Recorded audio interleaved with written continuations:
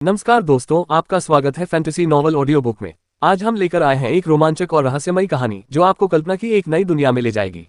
शुरू करने से पहले एक महत्वपूर्ण सूचना। इस कहानी के सभी पात्र, स्थान, घटनाएं और नाम पूर्णतः काल्पनिक हैं। इनका किसी वास्तविक व्यक्ति, स्थान या घटना से कोई संबंध नहीं है। यदि कोई समानता पाई जाती है तो वह मात्र संयोग होगी। तो बिना किसी देरी के आइए शुरू करते हैं आज की शानदार कहानी। चैप्टर 1। आज के इस दौर में ये यून इस तथ्य को गहराई से समझता था कि जीवन आसान नहीं है, लेकिन उसे कभी यह ख्याल नहीं आया कि उसकी मृत्यु जवानी में ही हो जाएगी।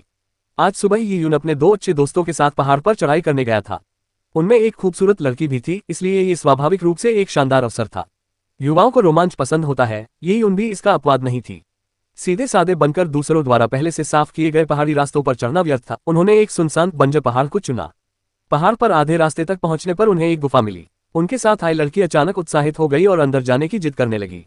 हालांकि जैसे ही वे अंदर गए, कुछ अप्रत्याशित घटित हुआ। ये यून को गुफा में एक आयताकार बैंगनी रंग का क्रिस्टल मिला। ये किसी साइंस फिक्शन फिल्म के क्रिस्टल कार्ड जैसा दिखता था। जैसे ही उसने इसे खोजा और जिज्ञासावश इसे छुआ, गुफा की दीवारें कांपने लगी और गुफा ढह गई। कई टन चट्टानों को नीचे गिरते देख ही उनके मन में उमड़ रही भावनाओं को शब्दों में बयान करना कठिन था। अगर इसे एक मुहावरे में व्यक्त करना हो तो यही होगा, मरते समय ही इंसान को पता चलता है कि मरना वास्तव में क्या होता है। वह अब भी जवान, तंदुरुस्त और आकर्षक था, और वह अब भी कुंवारा था। उनका भविष्य बेहद उज्जवल होने वाला था, लेकिन सब कुछ खत्म होने वाला था।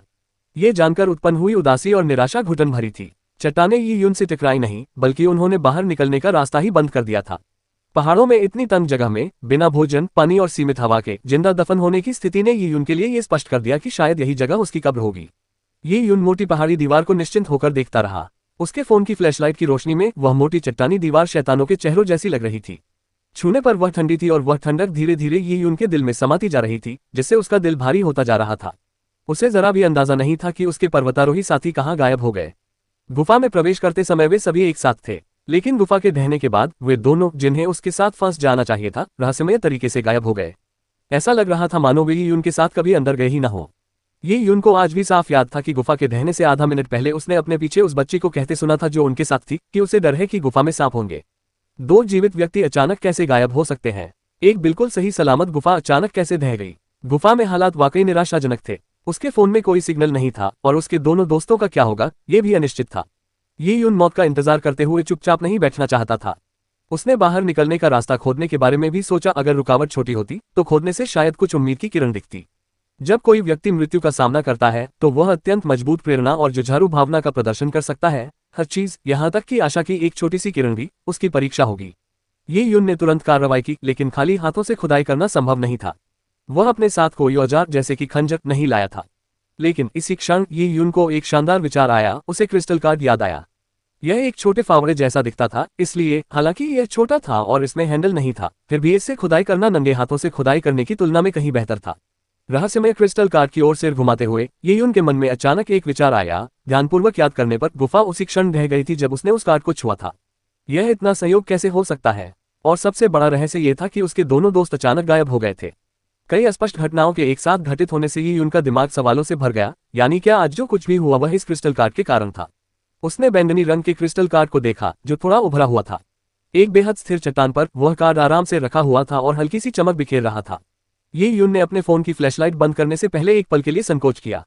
उसे एहसास हुआ कि गुफा के घोर अंधेरे के बावजूद वह बैंगनी कार्ड की हल्की रोशनी से देख पा रहा था।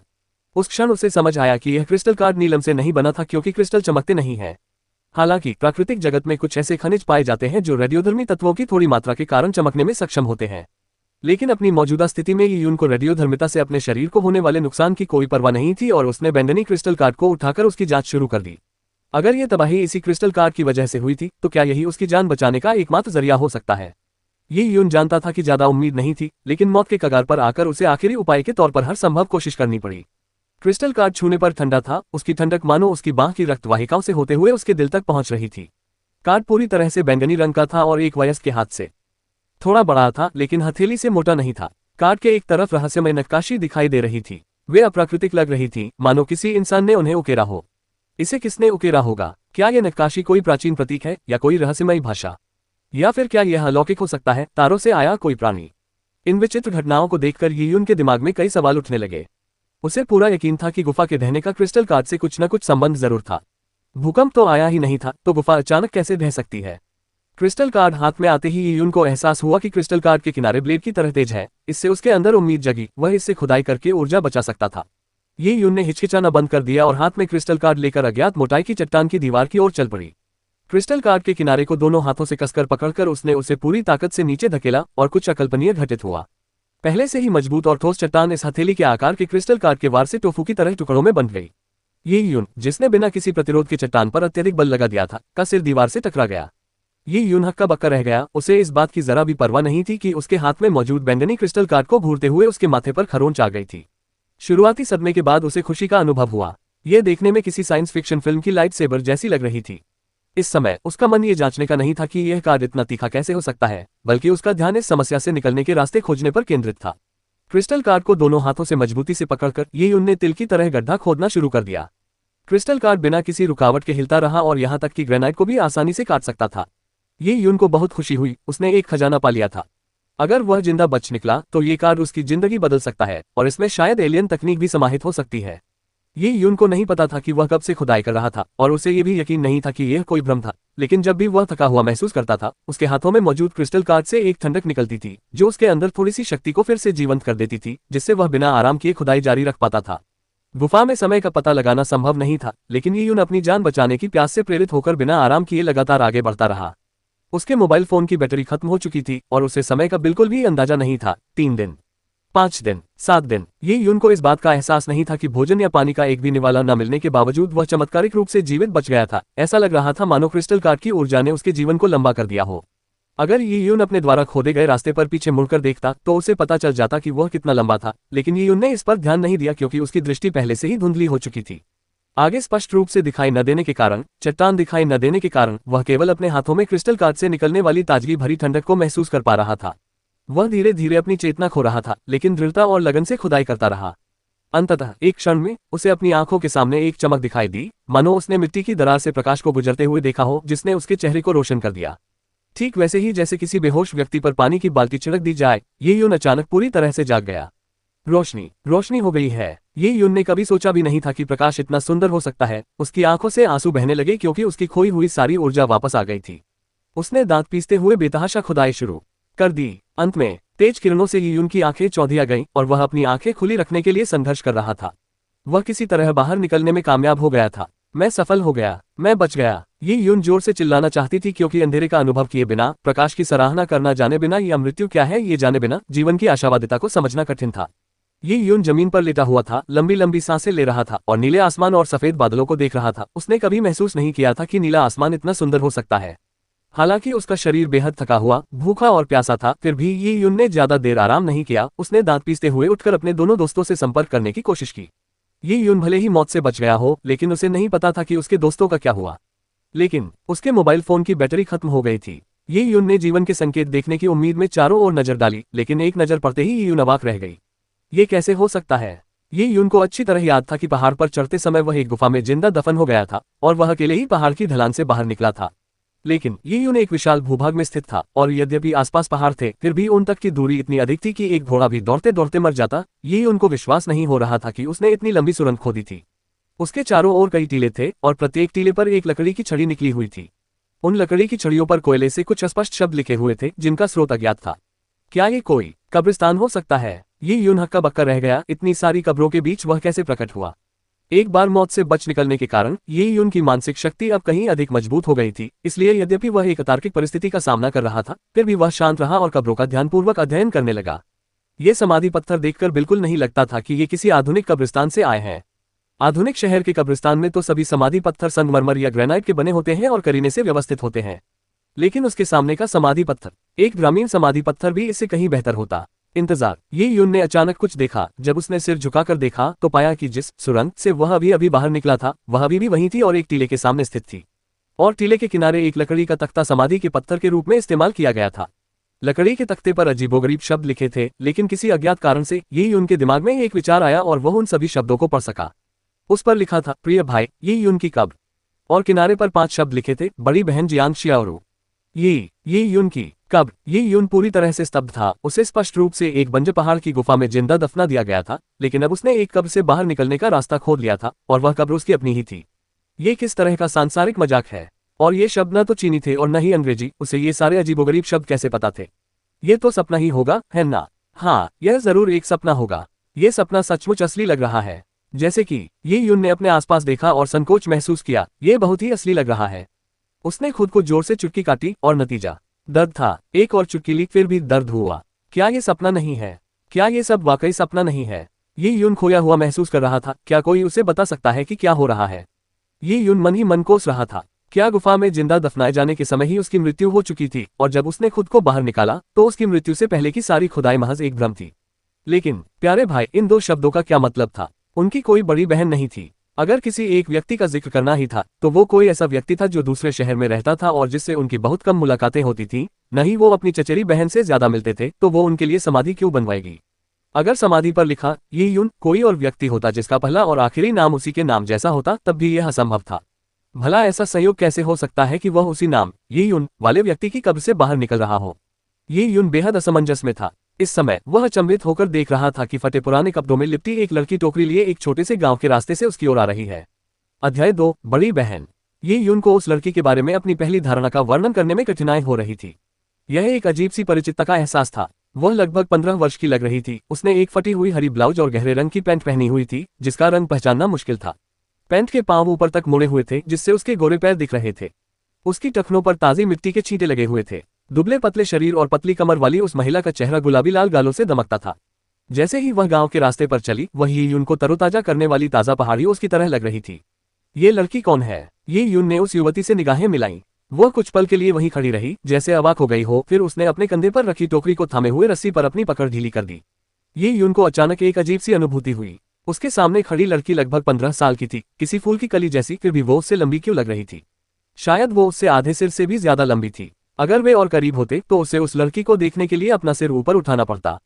ये थकान के कारण उत्पन्न भ्रम ही होगा। ये यून को अभी भी समझ नहीं आया था, लेकिन इस समय उसे लड़की की साफ आवाज पहाड़ों की झील की तरह सुनाई दी। यून, मुंह खुला रखकर दौड़ते हुए लड़की ने अपनी टोकरी नीचे फेंक दी और ये यून की ओर भागी।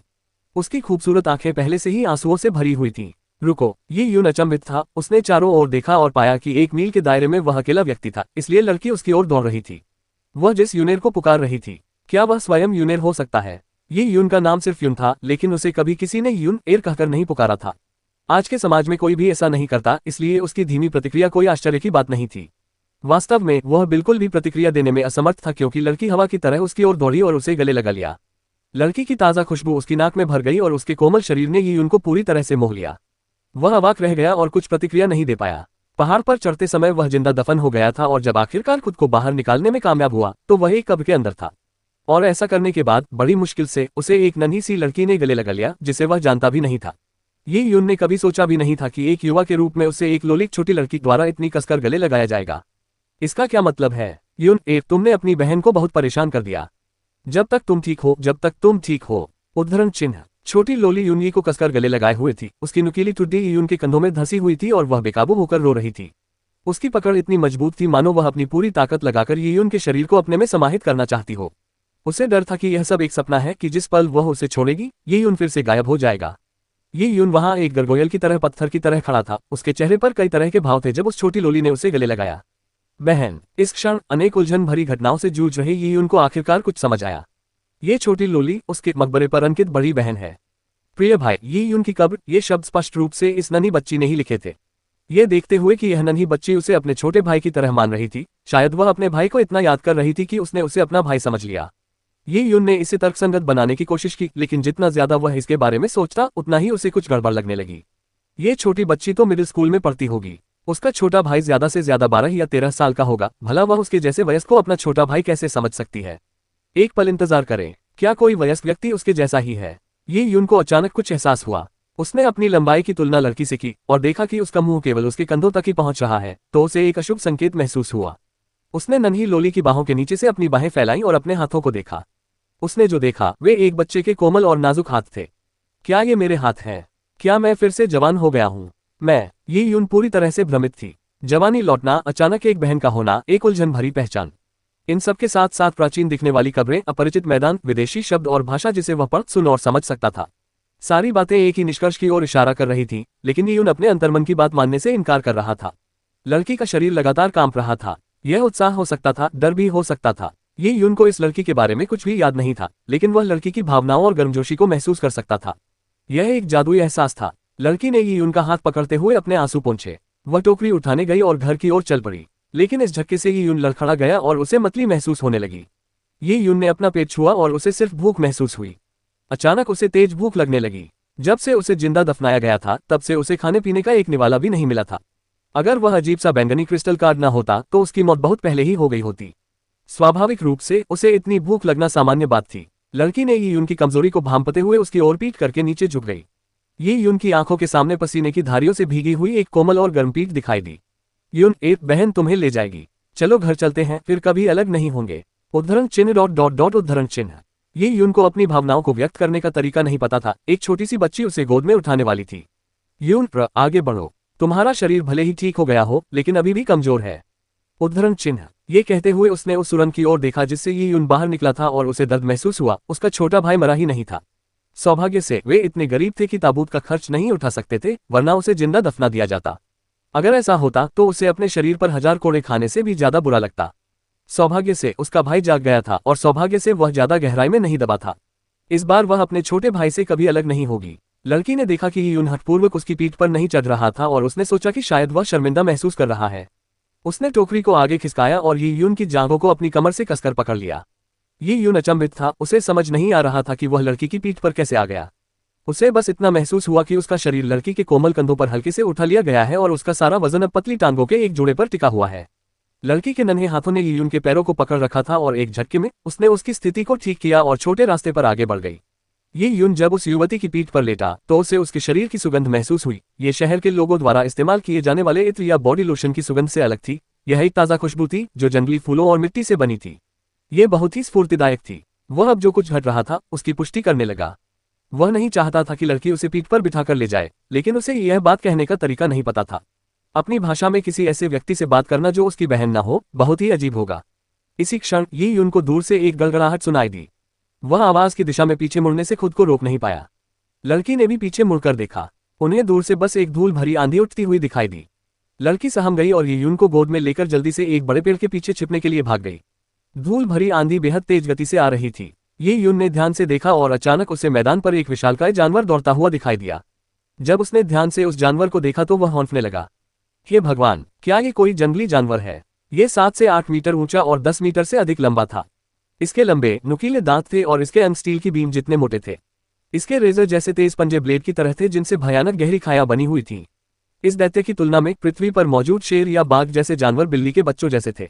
ये यून को सबसे ज्यादा चौंकाने वाली बात यह थी कि एक अधेड़ उम्र का आदमी उस अजीबोगरीब जानवर पर सवार था। एक प्रभावशाली व्यक्तित्व के साथ वह पालथी मारकर उस पर बैठा था और उसकी पीठ पर एक तलवार टंगी हुई थी। कोन के कारण ये यून उसका चेहरा नहीं देख सका, लेकिन यह देखकर उसका खून जम गया कि उस जंगली जानवर पर बैठा व्यक्ति उस जंगली जानवर से 10 गुना ज्यादा भयानक था। इससे ये यून को बिना किसी संदेह के ये पता चल गया कि जिस जगह पर वह रेंग कर पहुंचा था वह पृथ्वी नहीं थी। वह एक रहस्यमयी दुनिया में आ पहुंचा था। उसका नाम ये यून था और वह मृत्यु से पुनर्जीवित हुआ था। उसकी एक प्यारी और खूबसूरत बड़ी बहन थी जो उसे बहुत प्यार करती थी। उसका नाम शायद जियांग शियाओरू था। उस समाधि पर लिखा हुआ बड़ी बहन जियांग शियाओरू हस्ताक्षर का शिलालेख नहीं था। मृतक के प्रियजनों के नाम लिखना एक सामान्य प्रथा थी। ऐसा प्रतीत होता था कि यून के पूरे परिवार में केवल उसकी बड़ी बहन जियांग शियाओरू ही थी। ये सब सपना नहीं था, ये सचमुच घट रहा था। उसने अंतरिक्ष समय में सुरंग बनाई थी। हे भगवान, क्या तुम मुझसे मजाक कर रहे हो? ये यून रोना चाहता था। ये कैसी बदकिस्मती थी। पहाड़ पर चढ़ने के चक्कर में वो अंतरिक्ष समय में सुरंग खोदने लगा। हालांकि यह मृत्यु से बेहतर था, लेकिन एक बिल्कुल अपरिचित दुनिया में पहुंचना। वहां पहाड़ जितने विशालकाय जानवर थे और बेहद ताकतवर लोग थे। उस ताकतवर आदमी के हाथ में जो तलवार थी उससे लगता था कि यह शायद एक ऐसा युग था जहां ठंडी धातु का राज था। 12 वर्ष से अधिक आयु के अपने छोटे और कमजोर कद के साथ वह एक जंगली जानवर के दांतों के बीच के अंतराल को भरने के लिए भी पर्याप्त नहीं होगा। ये यून को पूरा यकीन था कि यह सब उस रहस्यमयी बैंगनी क्रिस्टल कार्ड को छूने से जुड़ा हुआ है। हो सकता है कि गुफा के ढहने के क्षण से ही वह पृथ्वी पर न रहा हो। शायद वह किसी दूसरी दुनिया के ये यून में परिवर्तित हो गया हो और गुफा के अंधेरे के कारण वह इस बात को समझ नहीं पाया। तो अगर वह क्रिस्टल कार्ड की वजह से इस दुनिया में आया था तो क्या क्रिस्टल कार्ड के साथ वापस लौटना संभव था? ये यून का पहला विचार था। आधुनिक दुनिया में शांतिपूर्ण जीवन जी रहे एक व्यक्ति के रूप में उसके लिए इस मध्ययुगीन युग को स्वीकार करना कठिन था।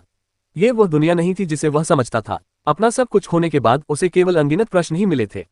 क्रिस्टल कार्ड को याद करते हुए ये यून रुक गई। क्रिस्टल कार्ड कहाँ है?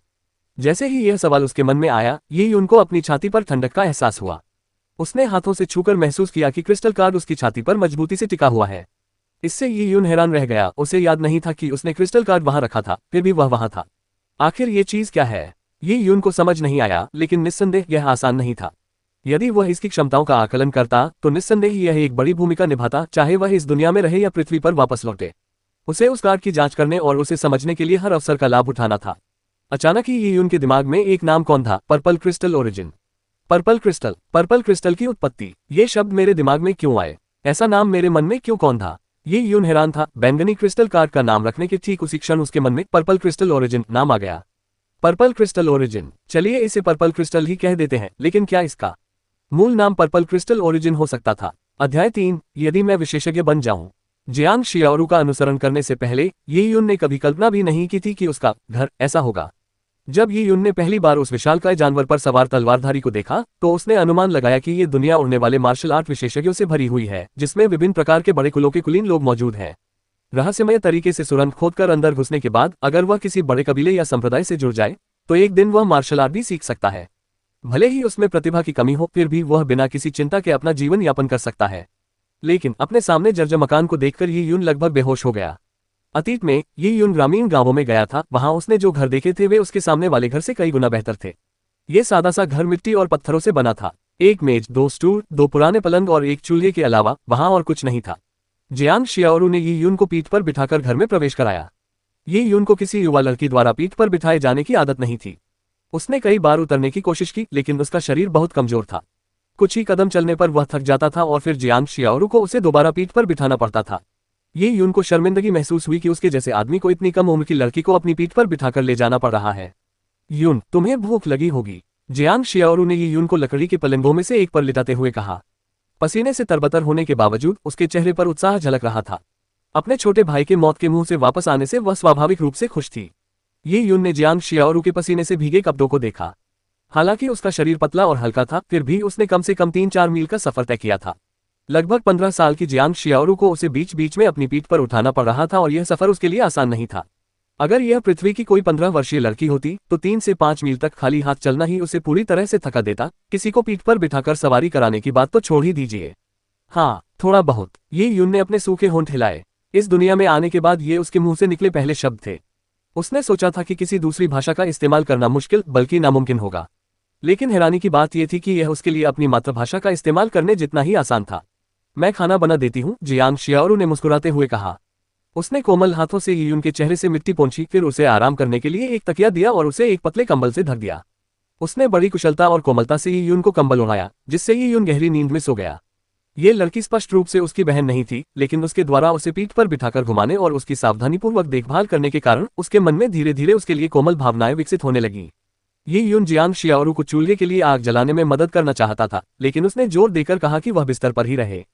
तुम अभी अभी एक गंभीर बीमारी से उभरी हो, ध्यान रखना कि तुम्हें सर्दी न लग जाए। यहीं लेट जाओ, बहन जल्दी वापस आ जाएगी। जियांग शियाओरू ने अनाज से भरा लगभग खाली थैला उठाते हुए कहा। 15 मिनट बाद जियांग शियाओरू ने टूटी हुई लकड़ी की मेज को बिस्तर के सामने रख दिया। मेज पर चावल की दलिया का एक बड़ा कटोरा, 2 अज्ञात जंगली फल और उबली हुई जंगली सब्जियों का एक कटोरा रखा था। ये यून कई दिनों से भूखा था, इसलिए खाना देखते ही उसके पेट में गुड़गुड़ाहट होने लगी। ये यून को सुअर का मांस, भुना हुआ चिकन या बत्तख और मछली खाने की तीव्र इच्छा हो रही थी। बस इसके बारे में सोचकर ही ये यून का पेट मचलने लगा। मैं इससे अपनी अत्यधिक भूख कैसे शांत कर सकता हूँ? उसने दलिया का एक बड़ा निवाला झटपट खा लिया। उसके खाली पेट ने प्रतिक्रिया करते हुए उसे और भी भूखा कर दिया। उसने दलिया के कुछ कौर और कुछ उबली हुई बिना तेल वाली सब्जियां खाईं। सब्जियां इतनी कड़वी थी कि अत्यधिक भूख होने के बावजूद भी उसे और खाना निगलने में कठिनाई हो रही थी। ये यून को इतना बेस्वाद खाना निगलने में दिक्कत हो रही थी। तभी उसने देखा कि शियाओरू बिना खाए उसे देख रही थी। उसने उत्सुकता से पूछा, तुम क्यों नहीं खा रही हो? तुम्हें ढूंढने से ठीक पहले मैंने खाना खाया था, जियांग शियाओरू हकलाते हुए बोली और उसका चेहरा पीला पड़ गया। ये यून रुक गया। उसे याद आया कि जियांग शियाओरू दोपहर करीब 3 बजे कब्रिस्तान में थी, तब तक वह खाना कैसे खा सकती थी। अचानक उसे यह एहसास हुआ कि इस तरह का भोजन भी शायद आसानी से उपलब्ध नहीं होता।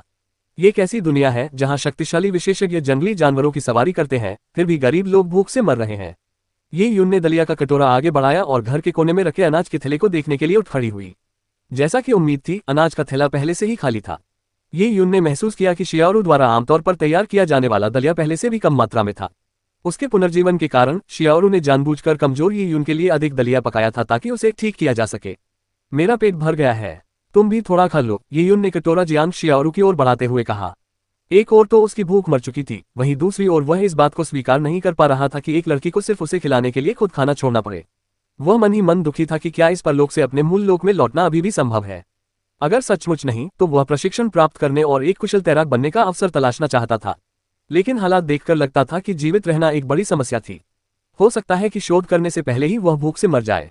मुझे भूख नहीं है, जियांग शियाओरू ने हठपूर्वक कहा। कल राशन बांटा जाएगा, तब हमें मांस का एक टुकड़ा मिल जाएगा। मैं आपके लिए इसे तैयार कर दूंगी। राशन बांटने की बात सुनते ही जियांग शियाओरू का चेहरा शर्म से लाल हो गया। ये स्पष्ट था कि वह इसका बेसब्री से इंतजार कर रही थी। ये यून चुप रहा। पृथ्वी पर उसे जीवन कठिन लगता था, लेकिन इस परलोक की तुलना में वह जीवन अतुलनीय था। अपर्याप्त भोजन और भूखमरी के निरंतर खतरे के साथ जीवन वास्तव में कठिन था। भूख सहन करना सचमुच कष्टदायक था। आधी रात को हल्की हल्की हवा चल रही थी और तालाब की घास में छिपे मेढक टर्रा रहे थे। ये यून अभी भी जागा हुआ था। वह चांदनी में डूबा हुआ बिस्तर पर लेटा था। वह रहस्यमयी बैंगनी क्रिस्टल को पकड़े हुए करवटें बदल रहा था। इस बैंगनी क्रिस्टल की वजह से ही वह ढह चुके पहाड़ से बाहर निकल पाया था। ये छोटा सा क्रिस्टल कार्ड निस्संदेह एक खजाना था। अगर वह इसका अध्ययन करे तो शायद ये किसी न किसी तरह से उसके लिए फायदेमंद साबित हो सकता है। ये वैकल्पिक दुनिया आम लोगों के लिए खतरों से भरी थी, लेकिन यादों में जंगल में विशालकाय जानवर पर सवार अधेड़ उम्र के व्यक्ति का व्यक्तित्व प्रभावशाली था। दुख झेल रहे आम लोगों की तुलना में यह अंतर आसमान और जमीन जैसा था। अगर मैं विशेषज्ञ बन जाऊं तो मैं स्वतंत्र हो सकता हूं। कम से कम मैं भूखा तो नहीं मरूंगा। ये यून ने अपने पेट को छूते हुए याद किया कि कैसे उसने आखिरकार जियांग शियाओरू को अपने खाने का कुछ हिस्सा दिया था। चूंकि वह अभी भी एक बढ़ता हुआ बच्चा था, इसलिए दलिया काफी समय पहले ही पच चुका था और उसे फिर से भूख लग गई थी। जैसे ही उसे अपने पेट के खालीपन का एहसास हुआ, उसके हाथ में मौजूद चिकना और ठंडा बैंगनी क्रिस्टल हल्की ठंडक फैलाने लगा, मानो। ओह, ये यून ने अचानक कुछ देखा। बैंगनी क्रिस्टल को घूरते हुए वह बिस्तर से उछल पड़ा। उसके चेहरे पर एक आनंदित मुस्कान फैल गई। ध्यानपूर्वक जांच करने पर ये यून ने देखा कि बैंगनी क्रिस्टल के चारों ओर छोटे धुंधले बैंगनी रंग के प्रकाश के बिंदु मौजूद थे। ये प्रकाश के बिंदु अचानक प्रकट हुए और धीरे धीरे बैंगनी क्रिस्टल में समाहित हो गए, फिर गायब हो गए, मानो बैंगनी क्रिस्टल ने उन्हें सोख लिया हो। ये प्रक्रिया अनिश्चित काल तक चलती रही और बैंगनी क्रिस्टल की चमक थोड़ी और तीव्र हो गई। इसका अर्थ क्या है? इस खोज के कारण ये यून की सांसें तेज हो गईं। जैसे जैसे बैंगनी क्रिस्टल की चमक बढ़ती गई, ये यून को महसूस हुआ कि बैंगनी क्रिस्टल ठंडा होता जा रहा है। यह अनोखी ठंडक उसकी दोनों भुजाओं से होते हुए उसके पूरे शरीर में फैल गई, मानो उस चमत्कारी प्रकाश ने उसके शरीर को शुद्ध कर दिया हो।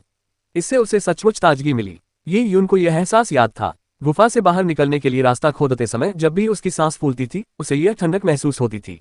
जब भी उसका शरीर कमजोर पड़ने लगता था, यह ठंडक उसे नई शक्ति प्रदान करती थी। ये यून जानती थी कि किसी व्यक्ति के जीवित रहने और चलने फिरने के लिए शरीर को ऊर्जा की आपूर्ति की जाती है, जिससे शरीर स्वयं को नवीनीकृत कर सके। बिना भोजन के पोषण नहीं मिलेगा, स्वाभाविक रूप से ऊर्जा भी नहीं होगी और अंततः भूखमरी ही होगी। कई दिनों तक बिना खाए पिए इतनी लंबी सुरंग को पार करने के लिए, और वह भी अत्यधिक श्रमसाध्य परिस्थितियों में, ऊर्जा के स्रोत की आवश्यकता होती है। ये शीतलता बैंगनी क्रिस्टल ही होनी चाहिए जो उसे जीवनदायी ऊर्जा प्रदान कर रहा है। ध्यानपूर्वक सोचने पर जब उसने पहली बार गुफा में बैंगनी क्रिस्टल की खोज की थी, तब वह क्रिस्टल रात के मोती की तरह हल्की चमक उत्सर्जित कर रहा था। हालांकि इस विचित्र दुनिया में सुरंग खोदने के बाद बैंगनी क्रिस्टल की चमक क्षीण हो गई थी। यह ऊर्जा की कमी का परिणाम हो सकता है, लेकिन अब बैंगनी क्रिस्टल की चमक फिर से बढ़ने लगी थी और मजबूत होती जा रही थी। आखिर वह ऊर्जा स्रोत क्या हो सकता है जो बैंगनी क्रिस्टल को फिर से चार्ज कर रहा था? ये यून ने ध्यान से देखा और महसूस किया कि ये धुंधले छोटे छोटे बिंदु खिड़की से बाहर की ओर जाती हुई एक सतह बना रहे थे। ऐसा लग रहा था जैसे ये तारों की रोशनी से आ रहे हों। क्या तारों की रोशनी ही बैंगनी क्रिस्टल को रिचार्ज करने का ऊर्जा स्रोत थी? ये यून ने कुछ देर सोचा और बिस्तर से कूदकर उठ गया। वह चूल्हे के पास गया और कुछ जलते हुए कोयले निकाले। उसने मुट्ठी भर घास में आग लगाई और पीली लपटों को नाचते हुए देखने लगा। ये यून ने बैंगनी क्रिस्टल को सावधानीपूर्वक जलती हुई आग में रख दिया। ये यून का सिद्धांत सरल था, यदि बैंगनी क्रिस्टल तारों के प्रकाश से ऊर्जा अवशोषित कर सकता है, तो शायद वह अपने आसपास की ऊर्जा को भी अवशोषित कर सकता है। ये यून की समझ के अनुसार आग ऊर्जा का एक रूप है और संभवतः तारों के प्रकाश से भी अधिक शक्तिशाली है। यदि बैंगनी क्रिस्टल ज्वालाओं की ऊर्जा को अवशोषित कर ले, तो क्या ये और भी तेज हो सकता है? ये यून ने एक बार भी इस संभावना पर विचार नहीं किया कि ज्वालाएं बैंगनी क्रिस्टल को नष्ट कर सकती हैं। लेकिन ये यून ने बैंगनी क्रिस्टल को कितना भी जलाया, बैंगनी क्रिस्टल में कोई बदलाव नहीं हुआ और न ही उसे बैंगनी क्रिस्टल में कोई गर्मी महसूस हुई। बैंगनी क्रिस्टल बर्फ के एक टुकड़े की तरह था जो पिघल नहीं सकता था। कोयले की आग बुझने के बाद भी वह छूने पर ठंडा लगता था। ये यून ने प्रयोग छोड़ते हुए अपना सिर हिलाया। उसने घर से बाहर निकलने का फैसला किया। बाहर तारों की रोशनी अधिक घनी होगी और बैंगनी क्रिस्टल को अधिक ऊर्जा प्रदान कर सकती है। यदि बैंगनी क्रिस्टल ऊर्जा से पूरी तरह भर जाए तो ये किस प्रकार के परिवर्तन ला सकता है? ये यून उत्सुकता से इस विचार का इंतजार कर रही थी। ये यून ने घर का दरवाजा और आंगन का दरवाजा खोला और फिर उन्हें सावधानीपूर्वक बंद कर दिया। उसे डर था कि बगल के कमरे में सो रही बहन जाग न जाए। लेकिन जब ये यून आंगन में दाखिल हुआ तो वह थोड़ा चौंक गया। उसने अपने से कुछ ही दूरी पर एक पेड़ के नीचे हरे रंग के कपड़े पहने एक लड़की को बैठे देखा। वह बड़े ध्यान से एक तीर के नोक को चमका रही थी। ठंडे तीर के सिरे से निकलती ठंडी चांदनी लड़की के कोमल चेहरे पर इस तरह पड़ रही थी मानो उसे चांदी के धागे की परत से ढक दिया गया हो। लड़की के बगल में दर्जनों जुगनू उड़ रहे थे मानो किसी देवी को घेरे हुए हो। जियांग शियाओरू, ये यून ने जियांग शियाओरू के पास तीरों का एक चमकदार ढेर देखा। प्रत्येक तीर अच्छी तरह से निर्मित था और उसका नोकदार सिरा नुकीला था। ये है, हालांकि ये यून को हथियारों के बारे में कुछ भी नहीं पता था, फिर भी वह इन तीरों की सुंदरता की सराहना कर सकता था। यून, तुम क्यों उठ गई? रात में बहुत उमस होती है और तुम्हारा शरीर अभी अभी आराम कर रहा है। जल्दी से बिस्तर पर वापस जाओ। जियांग शियाओरू तुरंत खड़ी हो गई और ये यून को वापस घर के अंदर छोड़ने के इरादे से गई। बहन, इतने सारे तीर क्यों हैं? ये यून ने उत्सुकता से पूछा। जियांग शियाओरू को देखकर तो ऐसा नहीं लगता था कि उसे धनुष चलाना आता हो। ये कल के राशन के आदान प्रदान के लिए है। ये हमेशा से ऐसा ही होता आया है। जियांग शियाओरू ने ये यून को अजीब तरह से देखा। ओह, ये यून को इस बात का बिल्कुल भी पता नहीं था। रहस्यमय तरीके से वह इस दुनिया में आ गया था। उसे शब्द और भाषा समझ में आ रही थी, लेकिन उसे ये यून के जीवन के बारे में जरा भी जानकारी नहीं थी। उसकी सारी यादें उसकी अपनी थीं। यह उन लोगों से मिलता जुलता था जिन्हें सिर में चोट लगने के बाद स्मृतिभ्रंश हो जाता है। हालांकि स्मृतिभ्रंश से पीड़ित व्यक्ति घटनाओं के बारे में अपनी स्मृति खो देता है, लेकिन वह अपने भाषा कौशल को नहीं खोता है। ये यून ने काफी पहले से ही एक बढ़िया बहाना सोच रखा था और उसने समझाया, बहन, मैं एक बार मर चुकी हूँ, इसलिए कुछ चीजें मुझे याद नहीं है। उद्धरण चिन्ह, तुम्हें याद नहीं? चौंककर जियांग शियाओरू ने पूछा। ये यून जड़ी बूटियां तोड़ते समय पहाड़ की दीवार से गिर गया था और उसकी हड्डियां टूट गई थीं। कुछ समय तक बिस्तर पर पड़े रहने के बाद आखिरकार उसकी मृत्यु हो गई। शायद उस समय उसके सिर में चोट लगी थी। ये सोचकर जियांग शियाओरू का दिल दुख से भर गया और वह चिंतित हो गई। यून, मैं ठीक हूँ, ये यून ने जियांग शियाओरू को तुरंत रोकते हुए कहा। वह उसकी चिंताओं को दूर करना चाहता था। बहन, मुझे इस दुनिया के बारे में बताओ और उस विशालकाय जानवर पर सवार उस अधेड़ उम्र के आदमी के बारे में बताओ। क्या हो रहा है? ऐसी बहुत सी बातें हैं जो मुझे याद नहीं है। उद्धरण चिन्ह, अध्याय 4, किसने कहा कि मेरे घर में कोई पुरुष नहीं है? जियांग शियाओरू को कुछ भी संदेह नहीं हुआ और उसने उसे दुनिया के विभिन्न पहलुओं के बारे में समझाया। ये यून ने शुरू में सोचा था कि यह एक ऐसी दुनिया है जहां मार्शल आर्ट का सम्मान किया जाता है, लेकिन जियांग शियाओरू के वर्णन को सुनने के बाद ये उनको एहसास हुआ कि उसने इस दुनिया में मार्शल आर्ट के महत्व को कम आंका था। अधिक सटीक रूप से कहें तो यह एक ऐसी दुनिया थी जहां मार्शल आर्ट ही जीवन था। इस दुनिया में मनुष्यों के अपने शहर और शिविर स्थल थे, जबकि जंगल जंगली जानवरों और निर्जन प्राणियों का था। खेती या शिकार के लिए बाहर जाते समय मनुष्यों को जंगली जानवरों या निर्जन प्राणियों के हमले का खतरा बना रहता था। इन विशालकाय जानवरों के कारण मानवीय गतिविधियों का दायरा सीमित हो गया था। परिणामस्वरूप आम लोगों के बीच आपूर्ति की कमी थी। किसी शिविर या शहर के लिए उच्च कोटि के योद्धा जीवन रेखा थे। उच्च कोटि के योद्धाओं की सुरक्षा के बिना निर्जन जानवर एक ही रात में शिविरों और शहरों के निवासियों को नष्ट कर सकते थे। ये यून और जियांग शियाओरू के लिए दुर्भाग्य की बात यह थी कि उनका कबीला छोटा था और उसमें एक भी उच्च कोटि का योद्धा नहीं था। पूरा कबीला असुरक्षा की स्थिति में था जो कभी भी नष्ट हो सकता था। शक्ति की कमी के कारण इन छोटे कबीलों को खेती करने या भोजन जुटाने में बहुत कठिनाई होती थी। वे अपने दम पर जीवित रहने में असमर्थ थे, बल्कि बड़े कबीलों के शहरों के लिए तीर और कवच जैसे हथियार बनाने पर निर्भर थे, जिसके बदले उन्हें कुछ राशन और जानवर मिलते थे। जियांग शियाओरू द्वारा बनाए गए तीरों का कच्चा माल एक बड़े कबीले से आता था। वह केवल उनके निर्माण की प्रभारी थी। यूनेर, अंदर जाओ, कल मैं इन तीरों के बदले काफी राशन ले सकता हूँ। यहाँ तक कि एक जंगली जानवर का मांस भी दे सकता हूँ। क्या तुम्हें जंगली जानवर याद हैं? वे सबसे ताकतवर जानवर थे और केवल बहुत बड़ी जनजातियां ही उनका शिकार कर पाती थीं। उनका एक टुकड़ा खाने से बहुत ताकत मिलती थी। अगर कोई लंबे समय तक खाता रहे तो वह बहुत जल्दी योद्धा बन सकता है। जियांग शियाओरू ने सपने में खोए हुए अंदाज में यह बात कही, क्योंकि अगर उसका भाई योद्धा बन जाता तो यह वाकई बहुत शानदार होता। यह अफसोस की बात थी कि उन्हें कुछ महीनों में एक बार ही किसी निर्जन जानवर को खाने का मौका मिलता था। योद्धा बनने की उनकी उम्मीदें एक फिजूल खर्ची ही साबित हो सकती थीं। हालांकि बड़े कबीलों में युवा लोग जंगली जानवरों का शिकार करते थे और वास्तव में बड़े कबीलों में इसे मूल्यवान नहीं माना जाता था। यद्यपि जंगली जानवरों का शिकार करना कठिन था, फिर भी एक जंगली जानवर 10 मीटर से अधिक ऊंचा और कई टन वजनी होता था। यह 10 लोगों को वर्षों तक भोजन प्रदान करने के लिए पर्याप्त था। बड़ी जनजातियों के अभिमानी अभिजात वर्ग के लिए निर्जन पशुओं का मांस आम लोगों के लिए था।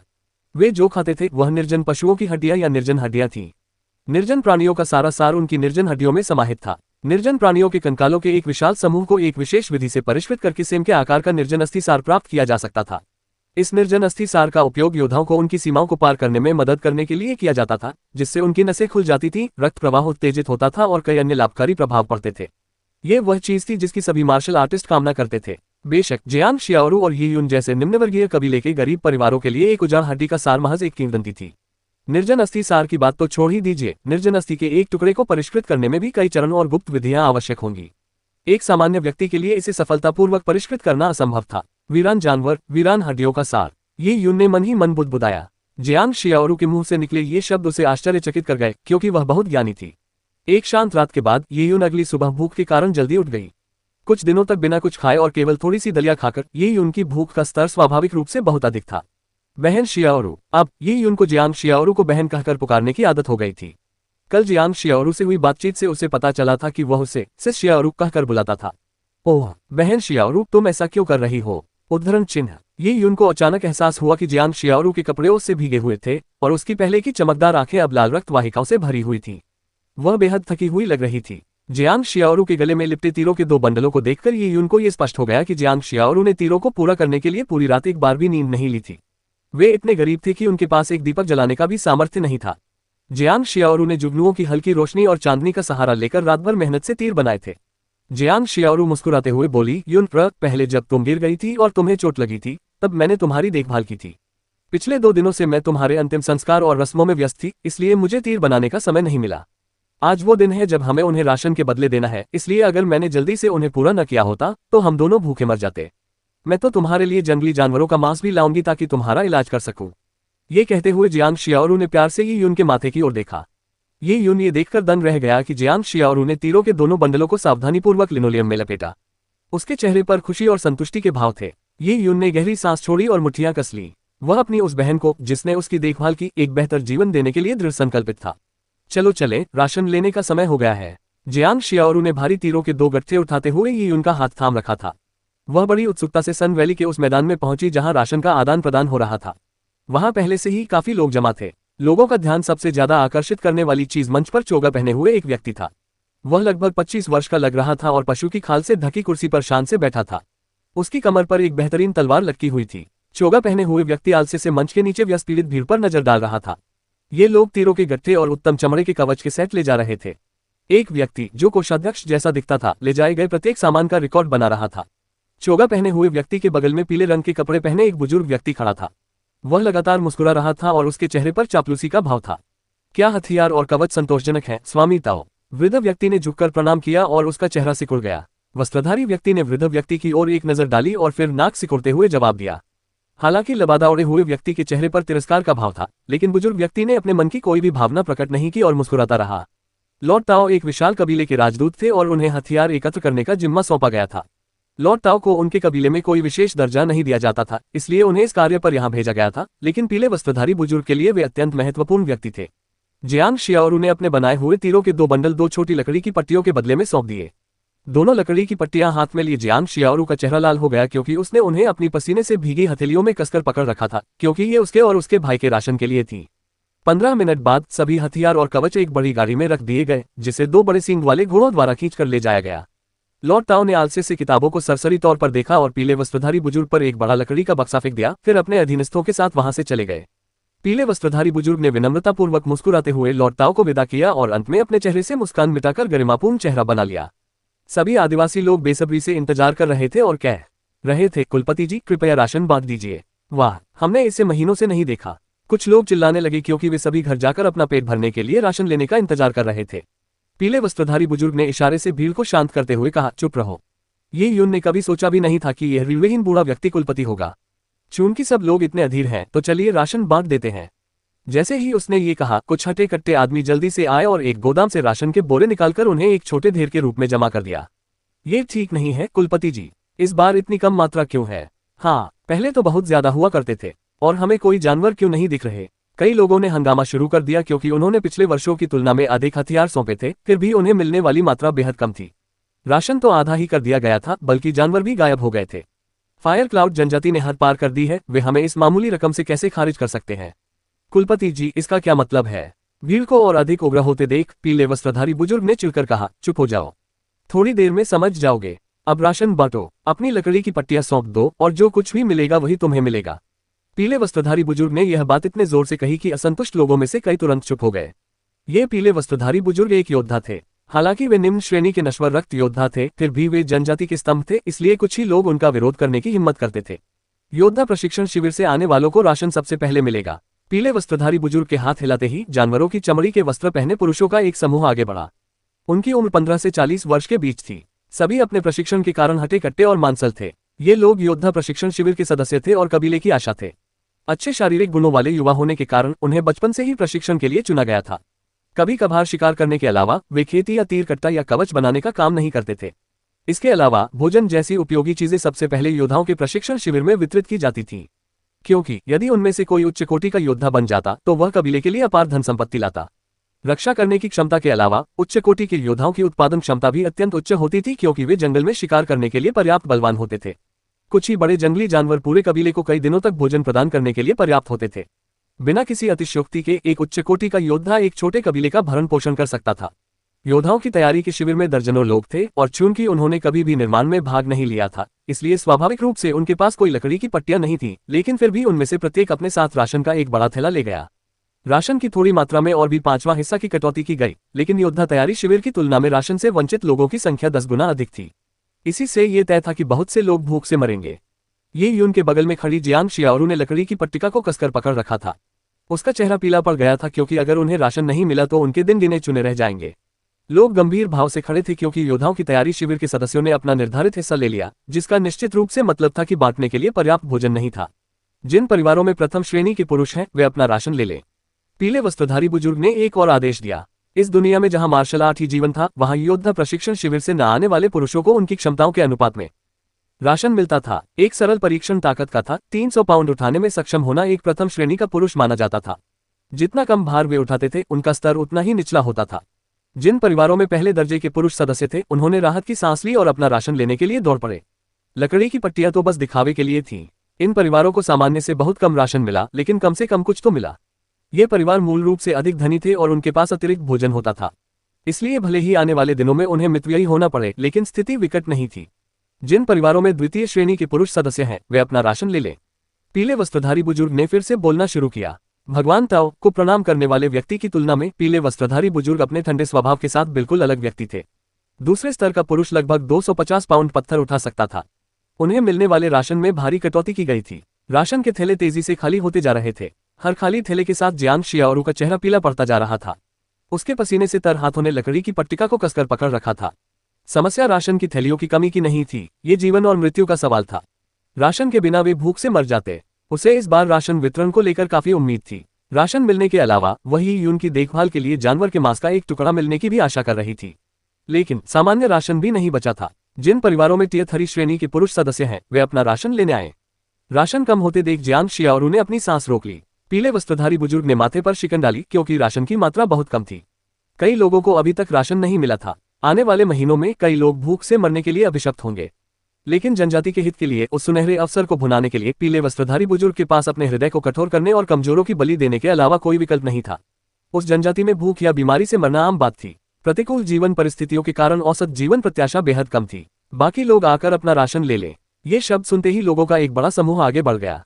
भीड़ ने जियांग शियाओरू को धक्का देकर गिरा दिया और वह चीखने लगी। गिरने से उसे चोटें आई थीं, लेकिन उसने अपनी लकड़ी की तख्ती को कसकर पकड़ रखा था, मानो वह उसकी आजादी हो जो उसे उम्मीद दे रही हो। बहन शियाओरू। जियांग शियाओरू को गिरते देख ये यून भीड़ के बीच से दौड़कर उसके पास गई और उसे उठा लिया। क्या तुम ठीक हो, बहन शियाओरू? ये यून चिंतित थी, क्योंकि इस भीड़ के नीचे कुचले जाने से उसकी मौत हो सकती थी। जियांग शियाओरू असहाय होकर ये यून का हाथ पकड़े हुए थी। भीड़ कम करो, सब लोग अनुशासन में रहो, पीले वस्त्रधारी बुजुर्ग ने चिल्लाकर कहा। उनकी आवाज में मानो एक विशेष ऊर्जा थी, जिसके कारण आगे की ओर बढ़ती भीड़ शांत हो गई। एक एक करके पंक्ति में लगो। पीले वस्त्रधारी बुजुर्ग का व्यवहार प्रभावशाली था। किसी की हिम्मत नहीं होती थी कि उसका विरोध करे, क्योंकि सब जानते थे कि वही सत्ता में है। वह कबीले का मुखिया था और अवज्ञा करने वाले को वह मौके पर ही मौत की सजा दे देता था। लोग राशन लेने के लिए कतार में खड़े हो गए, भले ही वह बहुत कम मात्रा में था। लेकिन कुछ ही देर में राशन खत्म हो गया, जिससे कई लोग बिना राशन के रह गए। जियांग शियाओरू का दिल बैठ गया। राशन के बिना वे जीवित नहीं रह सकते थे। पीले वस्त्रधारी बुजुर्ग ने एक हटे कट्टे आदमी से कहा, वांगलोन, थोड़ा सा भंडारित राशन निकालो। वांगलोन पीले वस्त्रधारी बुजुर्ग के परिवार का सदस्य था। जी कुलपति जी। वांगलोन चले गए और थोड़ी देर में राशन से भरी एक छोटी गाड़ी लेकर लौटे। ये भंडारित राशन था, जिसमें केवल अनाज था। पृथ्वी पर अनाज खाना विटामिन का स्रोत था, जिससे सेहत अच्छी रहती थी। लेकिन इस वैकल्पिक दुनिया में मामला बिल्कुल अलग था। अनाज प्रसंस्करण के बाद बचा हुआ अवशेष था। इसे गेहूं के चोकर के साथ मिलाकर भोजन के रूप में परोसा जाता था। इसका स्वाद बेहद खराब था और इसे निगलना मुश्किल था। अनाज में पोषक तत्व कम थे और ये पचाने में भी कठिन था। वास्तव में इससे बहुत कम ऊर्जा मिलती थी, राशन का लगभग आधा हिस्सा ही। हालांकि यह अनाज था, लेकिन कुछ न होने से तो बेहतर था। भीड़ को मजबूरी में अपनी किस्मत के आगे हार माननी पड़ी और उन्होंने अनाज की उस अत्यंत थोड़ी मात्रा को इकट्ठा किया। जियांग शियाओरू सबसे पीछे थी और जब उसकी बारी आई तब तक लगभग सारा अनाज खत्म हो चुका था। उसने पसीने से भीगी हुई 2 लकड़ी की पट्टियां आगे बढ़ा दी और बदले में हथेली के आकार के 2 अनाज के थैले प्राप्त किए। अगर वह और ये इस अनाज को दलिया की तरह भी खा लें तो भी ये 10 दिन से ज्यादा नहीं चलेगा। जियांग शियाओरू अनाज से भरे हल्के थैलों को पकड़े हुए स्तब्ध रह गई। वह अपने भाग्य को स्वीकार करने को तैयार नहीं थी। उसका भाई अभी अभी मौत के मुंह से वापस आया है, क्या वे दोनों एक साथ भूखे मरेंगे? तुम वहां क्यों खड़ी हो? रास्ता मत रोको, अनाज बांटने वाले अधिकारी ने अधीरता से कहा। वह चाहता था कि जियांग शियाओरू जल्द से जल्द वहां से चली जाए। जियांग शियाओरू को गुस्सा आ रहा था। उसने रात भर मेहनत करके ये तीर बनाए थे और बदले में उसे बस इतनी सी मात्रा मिली। हालांकि वह कमजोर थी, फिर भी उसने हिम्मत दिखाते हुए कबीले के मुखिया पुरुषों के समूह का सामना किया। इतनी कम मात्रा क्यों? मैंने तीरों के 2 गट्टे सौंप दिए थे। मुझे राशन तो नहीं मिला, लेकिन अनाज की मात्रा सामान्य से बहुत कम थी। अनाज बांटने का जिम्मा संभालने वाला व्यक्ति दंग रह गया। उसने कभी उम्मीद नहीं की थी कि वह युवती उससे सवाल करने का साहस दिखाएगी। क्या तुम्हें नियम भी पता है? तुम तो बस एक बच्ची हो और वो भी एक छोटी लड़की। घर में कोई पुरुष न होने पर इतना सारा खाना रखने का क्या फायदा? ये तो फिजूल खर्ची होगी। इस दुनिया में छोटी जनजातियां पुरुषों को प्राथमिकता देती थीं। बड़ी जनजातियों में कई प्रकार के वीरान जानवर और यहाँ तक कि वीरान हड्डियां भी थीं। इसलिए दोनों लिंगों के बीच का अंतर उतना मायने नहीं रखता था। लेकिन एक छोटे कबीले में पुरुषों की ताकत एक ऐसा अंतर था जिसे पाटना असंभव था। बहुत कम लड़कियां पुरुषों के बराबर ताकत रखती थीं। अपमानित महसूस करते हुए जियांग शियाओरू ने गुस्से से चिल्लाकर कहा, किसने कहा कि मेरे घर में कोई पुरुष नहीं है? एक तो यही है। इतना कहकर जियांग शियाओरू ने ये यून का हाथ पकड़ा और उसके बगल में खड़ी हो गई। अध्याय 5 लियान चेंग्यू। ये यून का दुबला पतला और कमजोर शरीर जियांग शियाओरू से भी छोटा था। हालांकि वह देखने में एक बच्चे जैसा लगता था, लेकिन जियांग शियाओरू के दिल में ये यून ही घर का मुखिया था, एक ऐसा व्यक्ति जो भविष्य में परिवार का सहारा बनेगा। जियांग शियाओरू का हाथ थामे हुए ये यून ने उसकी बेचैनी महसूस की। उसकी हथेली गर्म हो गई और उंगलियां हल्की सी कांपने लगी। अपनी आस्म मृत्यु और कबीले के अन्याय का सामना करते हुए जियांग शियाओरू को किसी से भी अपने लिए खड़े होने की उम्मीद नहीं थी। 15 साल की लड़की होने के नाते वह अकेले ही इतने ताकतवर पुरुषों के खिलाफ खड़ी हो सकती थी। कुछ क्षणों के लिए वातावरण में सन्नाटा छा गया, क्योंकि सभी लोग ये यून और जियांग शियाओरू को हैरानी से देख रहे थे। थोड़ी देर की चुप्पी के बाद अनाज बांटने के प्रभारी कुछ लोग जोर से हंस पड़े। क्या वो आपके घर का मुखिया है? हाँ, युवती, क्या तुमने पहले कभी किसी पुरुष को नहीं देखा? क्या तुम चाहती हो कि मैं तुम्हें दिखाऊं कि पुरुष होने का मतलब क्या होता है? उनमें से एक आदमी ने अश्लील लहजे में कहा। एक बच्चा जिसे दाढ़ी बनाने की भी जरूरत नहीं है, और वो भी दुबला पतला बंदर जैसा। मैंने कहा, बच्चे, तुमने कितने दिनों से डायपर पहनना बंद कर दिया है? कुछ लोग ठहाके लगाने लगे, जबकि जियांग शियाओरू शर्म से लाल हो गई और उसने अपनी मुट्ठियां भींच ली। उसके पीछे खड़ा कोई भी व्यक्ति उसका साथ देने को तैयार नहीं था। कबीले का शासक वर्ग बलवान और परिश्रमी योद्धाओं से भरा हुआ था। चूंकि कमजोर लोग बलवानों को हरा नहीं सकते थे, इसलिए कोई उनकी परवाह नहीं करता था, क्योंकि उन्हें अपने भोजन की चिंता थी। अरे, मुझे कुछ याद आ रहा है। क्या ये बदमाश कुछ दिन पहले मर नहीं गया था? एक छोटे से कबीले में मौतें असामान्य नहीं थीं। ये यून की सामाजिक प्रतिष्ठा का अभाव तो और भी अधिक था, इसलिए उसकी मृत्यु किसी के लिए कोई नई बात नहीं थी। बिल्कुल सही, मैं उसे जानता हूँ। वह बीमारियों से ग्रस्त है। उसका शरीर इतना कमजोर है कि हवा भी उसे गिरा सकती है, दूसरे व्यक्ति ने सहमति जताते हुए कहा। किसने कहा कि मेरा भाई मर गया? जियांग शियाओरू ने उस आदमी को एक तेंदुआ की तरह घूरा। उनके शरीर का आकार इतना बेमेल था, मानो एक गौरैया और एक गिद्ध आमने सामने हो। फिर भी जियांग शियाओरू ने दांत पीसते हुए अपनी जगह पर डटी रही। उसकी आंखों में एक क्रूर इरादे की झलक थी, जो किसी जानवर में भी देखी जा सकती थी। यह मानना मुश्किल था कि उसके जैसी कमजोर सी दिखने वाली लड़की ऐसी घूरती नजरें दिखा सकती है। जियांग शियाओरू ने अपने पीछे छिपाई हुई एक लंबी और पतली सी छड़ी जैसी चीज को कसकर पकड़ रखा था। उसने गुप्त रूप से एक तीर अपनी सुरक्षा के लिए रखा हुआ था। जियांग शियाओरू की तीखी निगाहों का सामना करते हुए वह व्यक्ति गुस्से से भौहें चढ़ा बैठा, क्योंकि उसने उसे क्रोधित कर दिया था। कबीले में एक भिक्षु और योद्धा प्रशिक्षण शिविर के सदस्य के रूप में कबीले में उसका पद बहुत ऊंचा था। यह स्थिति उसके लिए ऐसी थी मानो एक बाघ को एक बिल्ली के बच्चे ने जकड़ लिया हो। अरे मूर्ख लड़की, क्या घूर रही हो? घूरती रही तो मैं तुम्हारी आंखें निकाल लूंगा, आदमी ने गुस्से से कहा। लेकिन जियांग शियाओरू दांत पीसती रही, पीछे नहीं हटी, क्योंकि अगर आज उन्हें राशन नहीं मिला तो वे जिंदा नहीं रह पाएंगे। उसके हाथ में मौजूद तीर को उसने और भी कसकर पकड़ रखा था, मानो उसे बाहर निकालने ही वाली हो। ये लड़की तो दिलचस्प है। एक साफ सुथरे और ऊंचे मकान में स्थित चांदी के कवच में एक मुस्कुराता हुआ लड़का खिड़की से जियांग शियाओरू और उस आदमी के बीच के झगड़े को देख रहा था। चांदी के कवच से लैस इस युवक का व्यक्तित्व बेहद प्रभावशाली था। उसके चमकीले वस्त्रों ने उसे आम लोगों से अलग और भी स्पष्ट कर दिया था। उसने अभी भी एक तीर छिपा रखा है। तीर बनाने की सारी सामग्री का हिसाब किताब हो चुका है, लेकिन एक खराब तीर भी बरामद करना पड़ता है। मुझे नहीं पता कि इस लड़की ने तीर कैसे छिपाया, लेकिन देखने से लगता है कि उसमें इस तीर का इस्तेमाल आक्रमण में करने का साहस हो सकता है। अगर वह आक्रामक रुख अपनाती है तो उसकी हालत निश्चित रूप से बहुत खराब होगी। चांदी के कवच पहने युवक के बगल में खड़े एक बुजुर्ग ने विनम्रता से कहा। हाँ सही है, लेकिन अगर वह हमला न करे तो शायद भूख से मर जाएगी, चांदी के कवच पहने युवक ने बेपरवाही से कहा। मुझे उस लड़की के बारे में और बताओ। बड़े ने झुककर जवाब दिया, युवक आपका उत्तर दीजिए। इनका नाम जियांग शियाओरू है, जो हमारे लियान कबीले की निचली जाति की लड़की है। ये और इनका भाई मूल रूप से लियान कबीले के नहीं थे। ये एक शरणार्थी थी जिन्होंने लियान कबीले में अपनी जगह बना ली। कुछ साल पहले इनके भाई यीयून की मां का देहांत हो गया। दोनों भाई बहन अनाथ हो गए। यह माना जा रहा था कि मां के बिना ये दोनों बच्चे निश्चित रूप से मर जाएंगे, लेकिन ये जियांग शियाओरू, जो कि छोटी उम्र की है, आश्चर्यजनक रूप से अपना और अपने भाई का पालन पोषण करने में सफल रहीं और कुछ वर्षों तक जीवित रहीं। बुजुर्ग व्यक्ति अत्यंत विनम्र थे। वे लियान कबीले के पूरे 1000 सदस्यों में से प्रत्येक के बारे में सब कुछ जानते थे। आमतौर पर बड़ी जनजातियां शरणार्थियों को शरण नहीं देती थी, केवल छोटी जनजातियां ही ऐसा करती थीं। वास्तव में ये छोटी जनजातियों के लिए अपनी आबादी को बनाए रखने का एक तरीका था। हालांकि शरणार्थी हमेशा मूल निवासियों की तुलना में निम्न स्थिति के होते थे। दरअसल वह कहीं और की लड़की है। लड़के ने धीरे से मुस्कुराते हुए खुद से बुदबुदाया। पिछली परिस्थितियों से उसे एहसास हुआ कि जियांग शियाओरू का व्यक्तित्व कुछ अलग ही था, जिसे वह शब्दों में बयान नहीं कर सकता था, क्योंकि वह किसी गरीब परिवार की बच्ची का व्यक्तित्व नहीं था। इसके अलावा जियांग शियाओरू बेहद शालीन और आकर्षक दिखती थी। कष्ट झेलने वाले एक छोटे से कबीले में ऐसी खूबसूरत लड़की मिलना दुर्लभ था। एक ऐसी खूबसूरत और मनमोहक लड़की जिसका रवैया विद्रोही था और जिसका अतीत अज्ञात था, ने लियान चेंग्यू के मन में दिलचस्पी जगा दी। युवा स्वामी, क्या वह आपकी नजरों में आए? बड़े बुजुर्ग ने बिना हिचकिचाए पूछा। युवा स्वामी लियान चेंग्यू का कबीले में बहुत ही उच्च सम्मान था। लियान कबीले में कुल मिलाकर कुछ ही योद्धा थे, लेकिन विशेषज्ञों की राय में केवल 3 ही थे। एक थे कुलपिता, पीले वस्त्रधारी बुजुर्ग योद्धा प्रशिक्षण शिविर के प्रशिक्षक याओ युआन, और तीसरे थे लियान चेंग्यू। वह पीले वस्त्रधारी बुजुर्ग के परपोते थे। कुलपिता 60 वर्ष से अधिक आयु के थे, जबकि लियान चेंग्यू केवल 17 वर्ष के थे, इसलिए उनका भविष्य उज्जवल था। लियान चेंग्यू निस्संदेह अगले कुलपिता बनने वाले थे। उनके पर्पल ब्लड वॉरियर बनने की संभावना भी सबसे अधिक थी। लियान चेंग्यू की जन्मजात सामाजिक स्थिति को देखते हुए उनके लिए किसी बाहरी महिला से शादी करना उचित नहीं था, क्योंकि वह महिला कद में छोटी थी। अगर मेरी दिलचस्पी है तो क्या हुआ, जल्द ही यह छोटा सा लियान कबीला मुझे बांधकर नहीं रखेगा। मैं निकल जाऊंगा और विशाल जंगल में एक शानदार साहसिक यात्रा करूंगा। क्या आप लियान कबीले के नियमों का इस्तेमाल करके मुझे दबाना चाहते हैं?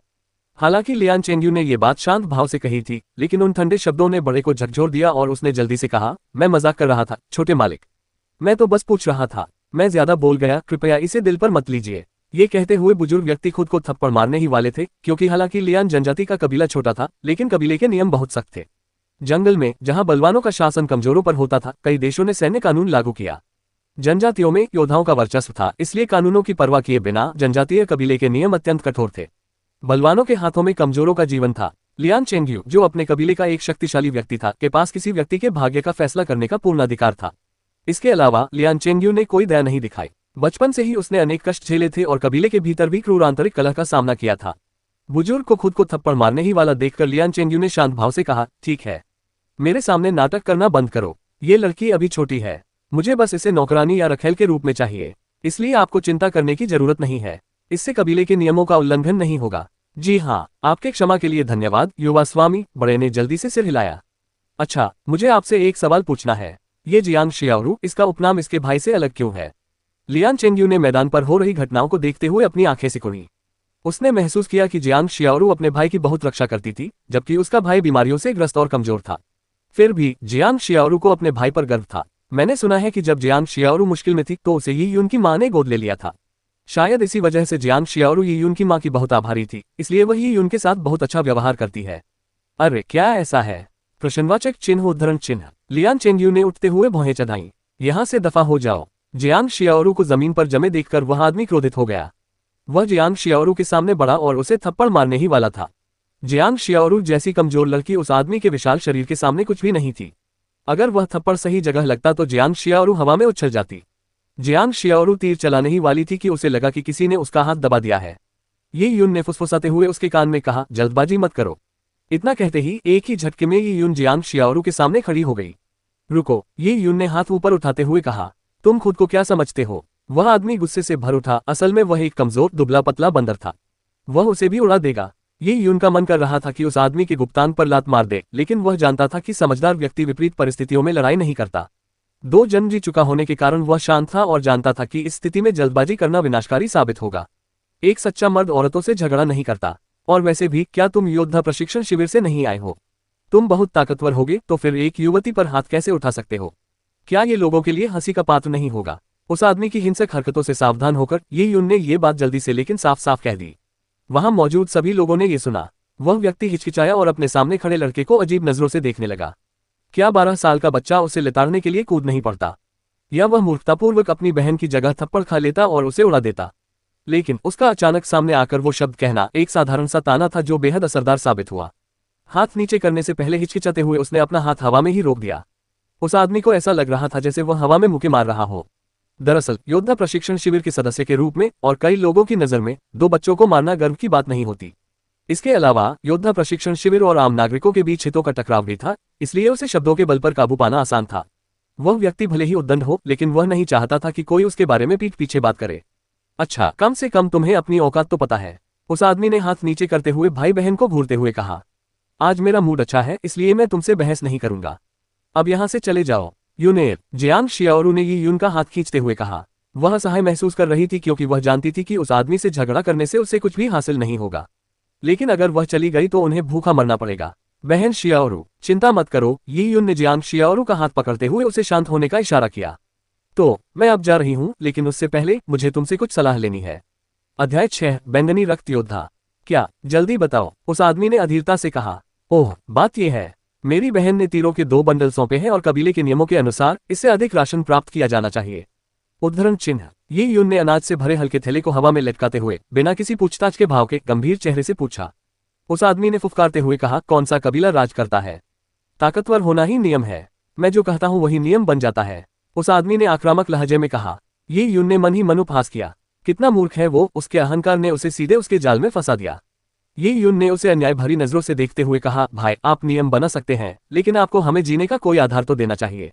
ऐसा कहकर ये यून ने यह संकेत दिया कि जब उस व्यक्ति ने कहा, मजबूत होना ही नियम है, मैं जो कहता हूं वही नियम है, तो सभी लोग उससे सहमत थे, क्योंकि इससे संभवतः उनमें से कई लोगों को ठेस पहुंची होगी। इसके तुरंत बाद ये यून के पीछे खड़े कई लोग भी उसकी बात दोहराते हुए बोले, सही कहा सिपाही भाई, मैंने 6 कवच सौंपे, फिर भी मुझे बदले में केवल थोड़ी सी राशन मिली। मुझे भी इसका स्पष्टीकरण चाहिए। इस बार राशन इतना कम क्यों है? हम भी जानना चाहते हैं। मैं एक बूढ़ा व्यक्ति हूं और मुझे अपने परिवार का पेट पालना है। ये राशन मेरे लिए पर्याप्त नहीं है। लियान कबीले के लोग इतने समय से कष्ट झेल रहे थे। वे कबीले के नेतृत्व के खिलाफ विद्रोह करना चाहते थे, लेकिन शक्ति में अंतर और नेताविहीन होने के कारण कोई भी आगे नहीं आया। लेकिन ये उनके उकसावे के बाद वे अब चुप नहीं बैठ सकते थे। उस आदमी का चेहरा उतर गया। उसे उम्मीद नहीं थी कि एक बच्चे के शब्दों से भीड़ में इतना हंगामा मच जाएगा। स्थिति को बिगड़ते देख वह अपना आपा खोने लगा था। तुम सब चुप हो जाओ, उस आदमी ने दहाड़ते हुए कहा। लेकिन उसकी दहाड़ बेहद सीमित थी। हमें स्पष्टीकरण दीजिए, हमें स्पष्टीकरण चाहिए। राशन इतना कम क्यों है?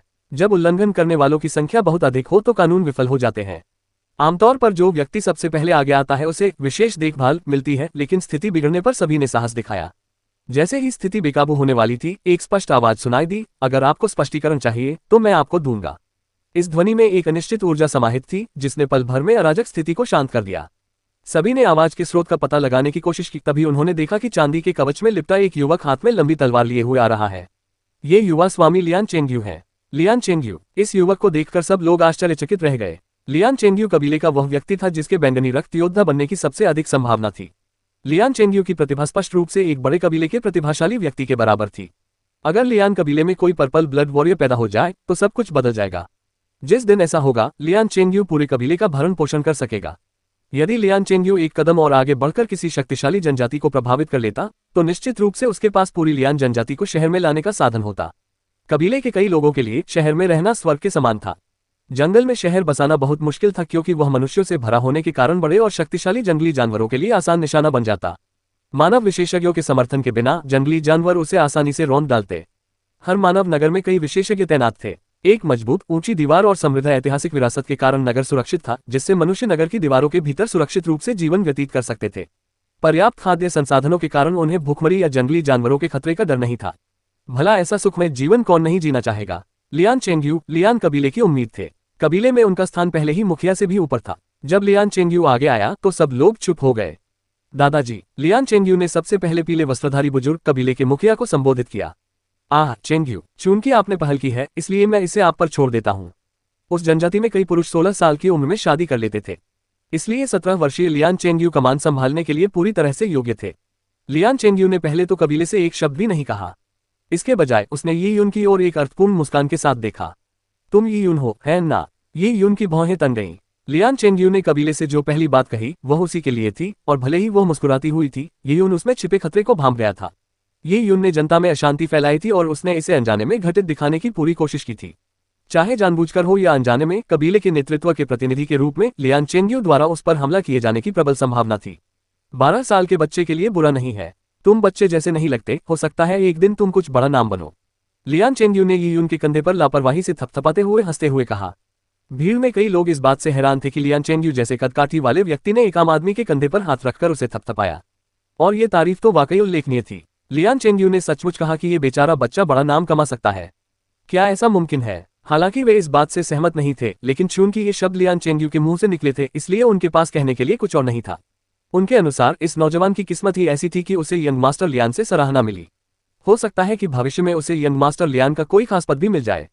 ये तो ऐसा पद था जिसका हर कोई सपना देखता था। छोटे मालिक ने मेरे बारे में कुछ ज्यादा ही अच्छा सोच लिया है। ये यून ने बनावटी मुस्कान दी, लेकिन उसके दिल में बेचैनी थी। लियान चेंगयू से मिलने के बाद से ही वह लगातार सतर्क रहता था। उसे अपने कंधे पर सुन्नपन महसूस हुआ, फिर एक गर्माहट पूरे कंधे में फैल गई और लियान चेंगयू के थपथपाने पर लगभग तुरंत गायब हो गई। अगर ये यून सतर्क और चौकन्ना न होता तो वह सोचता कि यह एहसास एक भ्रम था, या जब लियान चेंगयू ने उसके कंधे पर थपथपाया तो ये घबराहट के कारण था। इस लियान नाम के व्यक्ति को क्या चाहिए था? क्या इसमें कोई चाल थी? ये यून को विश्वास नहीं हो रहा था कि लियान चेंगयू सबके सामने उसकी पीठ थपथपाएगा या बिना किसी कारण के उसकी प्रशंसा करेगा। उसे लगा कि लियान चेंगयू की निगाहें दुश्मनी से भरी हुई थीं। इन्हें कुछ राशन दे दो, लियान चेंगयू ने खाना बांटने वाले व्यक्ति की ओर मुड़कर कहा। हालांकि जियांग शियारू अभी छोटी थी, लेकिन उसकी देखभाल अगले 2 साल तक की जानी चाहिए। उसे भूख से मरने नहीं देना चाहिए। जी स्वामी जी, उस व्यक्ति ने उत्तर दिया। हालांकि ये यून द्वारा धोखा दिए जाने के बाद वह अनिच्छुक था, फिर भी उसे लियान चेंगयू के आदेशों का पालन करना पड़ा। उस व्यक्ति ने ये यून को 50 पाउंड अनाज का बोरा सौंपने से पहले एक पल के लिए संकोच किया। ये यून और भी सतर्क हो गया, लेकिन उसने कृतज्ञता का भाव दिखाया। उसने थैले स्वीकार किए और बनावटी ढंग से कहा, धन्यवाद छोटे मालिक। हालांकि ये यून ने मौखिक रूप से आभार व्यक्त किया, लेकिन वह लियान चेंगयू को पीटने के लिए बेताब था। जियांग शियाओरू ने तीर बनाने की मेहनत से जो भोजन अर्जित किया था, उसे मांस के एक टुकड़े से बदला जा सकता था, लेकिन उन्हें केवल अनाज की एक बोरी मिली। उन्हें इसके लिए भी आभारी होना पड़ा। यह तो सरासर अन्याय था। क्षमताओं में हीनता का अर्थ था हर चीज में हीनता। इस संसार में शक्ति ही सत्य थी। मेरा तो मन कर रहा है कि उसे 2 पांडा जैसी आंखें दे दूं। ये यून ने सोचा, लेकिन उसने चेहरे पर कोई भाव नहीं आने दिया। ये यून को 2 से 3 महीने का भोजन इकट्ठा करते देख बाकी सब ईर्ष्या और जलन से भर गए। लेकिन चूंकि यह भोजन लियान चेंगयू द्वारा दिया गया था, इसलिए उन्होंने कुछ भी कहने की हिम्मत नहीं की, सिवाय इसके कि युवा स्वामी लियान, क्या आप हमें समझा सकते हैं कि आज राशन इतना कम क्यों है? हाँ, युवा स्वामी लियान को हमारे लिए खड़ा होना चाहिए। लियान चेंगयू पहले से ही मंच पर खड़ा था और सभी को देखकर मुस्कुरा रहा था। ऐसा लग रहा था मानो उसने ये यून की जो तारीफ की थी वह कुछ भी नहीं थी और अब उसे उसमें कोई दिलचस्पी नहीं थी। मुस्कुराते हुए उन्होंने कहा, मेरे कबीले के साथियों, आप सभी ने इन सभी वर्षों में कड़ी मेहनत की है। लियान चेंगयू ने अपने पहले वाक्य में सीधे मुद्दे पर बात नहीं की, बल्कि जनता को शांत करने के लिए इसका इस्तेमाल किया। ये यून को यह एक भद्दा हथकंडा लगा, लेकिन लियान चेंगयू के रुतबे को देखते हुए उन शब्दों ने पहले ही गरीबों को खुश कर दिया था। तुम्हें स्पष्टीकरण चाहिए? मैं तुम्हें स्पष्टीकरण देता हूँ, ले आओ। लियान चेंगयू ने हाथ हिलाया और उसके पीछे खड़े 6 आदमियों ने लकड़ी के डंडों की मदद से एक बड़ा लकड़ी का बक्सा उठा लिया। ये यून को याद आया कि लॉर्ड लू ने हथियार और कवच लेने के बाद ये बक्सा यहीं छोड़ दिया था। यह जरूर किसी बड़े कबीले की कोई चीज होगी। इसे खोलो, लियान चेंगयू ने आदेश दिया। डिब्बे के अंदर की वस्तु को छिपाना असंभव था। इसे परिष्कृत करने के लिए बहुत मेहनत करनी पड़ती। 2 हटे-कट्टे आदमियों ने सबके सामने डिब्बा खोला। डिब्बा खुलते ही उसमें से खूबसूरत आकृतियों वाली शानदार रोशनी निकली। भीड़ अविश्वास से चिल्ला उठी। उन्होंने पहले कभी ऐसा दृश्य नहीं देखा था। लियान चेंगयू आगे बढ़ा और एक लाल पत्थर का उपयोग करते हुए उसे चमकती हुई प्रकाश की धाराओं के साथ लहराया। प्रतिक्रिया स्वरूप प्रकाश की धाराएं लहरदार हो गईं और फिर धीरे धीरे गायब हो गईं। पल भर में ठंडी हवा बाहर निकलने लगी। अध्याय 7, वीरान हड्डियां। कितनी ठंड है! देखने वाले कांपने लगे। उन्हें बस इतना दिखाई दिया कि डिब्बे से सफेद धुंध निकल रही थी। जब धुंध छटी तो उन्होंने डिब्बे के अंदर चमकदार हड्डियों का एक बड़ा ढेर देखा। इन हड्डियों से ही कड़ाके की ठंड आ रही थी। यह क्या है? वे सब चौंक गए, क्योंकि उन्होंने पहले कभी कोई दुर्लभ वस्तु नहीं देखी थी। हालांकि उन्हें पता नहीं था कि यह क्या है, लेकिन वे अनुमान लगा सकते थे कि यह शायद कोई विशाल खजाना होगा। ये तो वीरान हड्डियां हैं, लियान चेंगयू ने संतुष्टि भरे स्वर में कहा। जो प्रकाश पैटर्न आपने पहले देखे थे वे इन हड्डियों की ठंडक को और भी गहरा करने के लिए थे।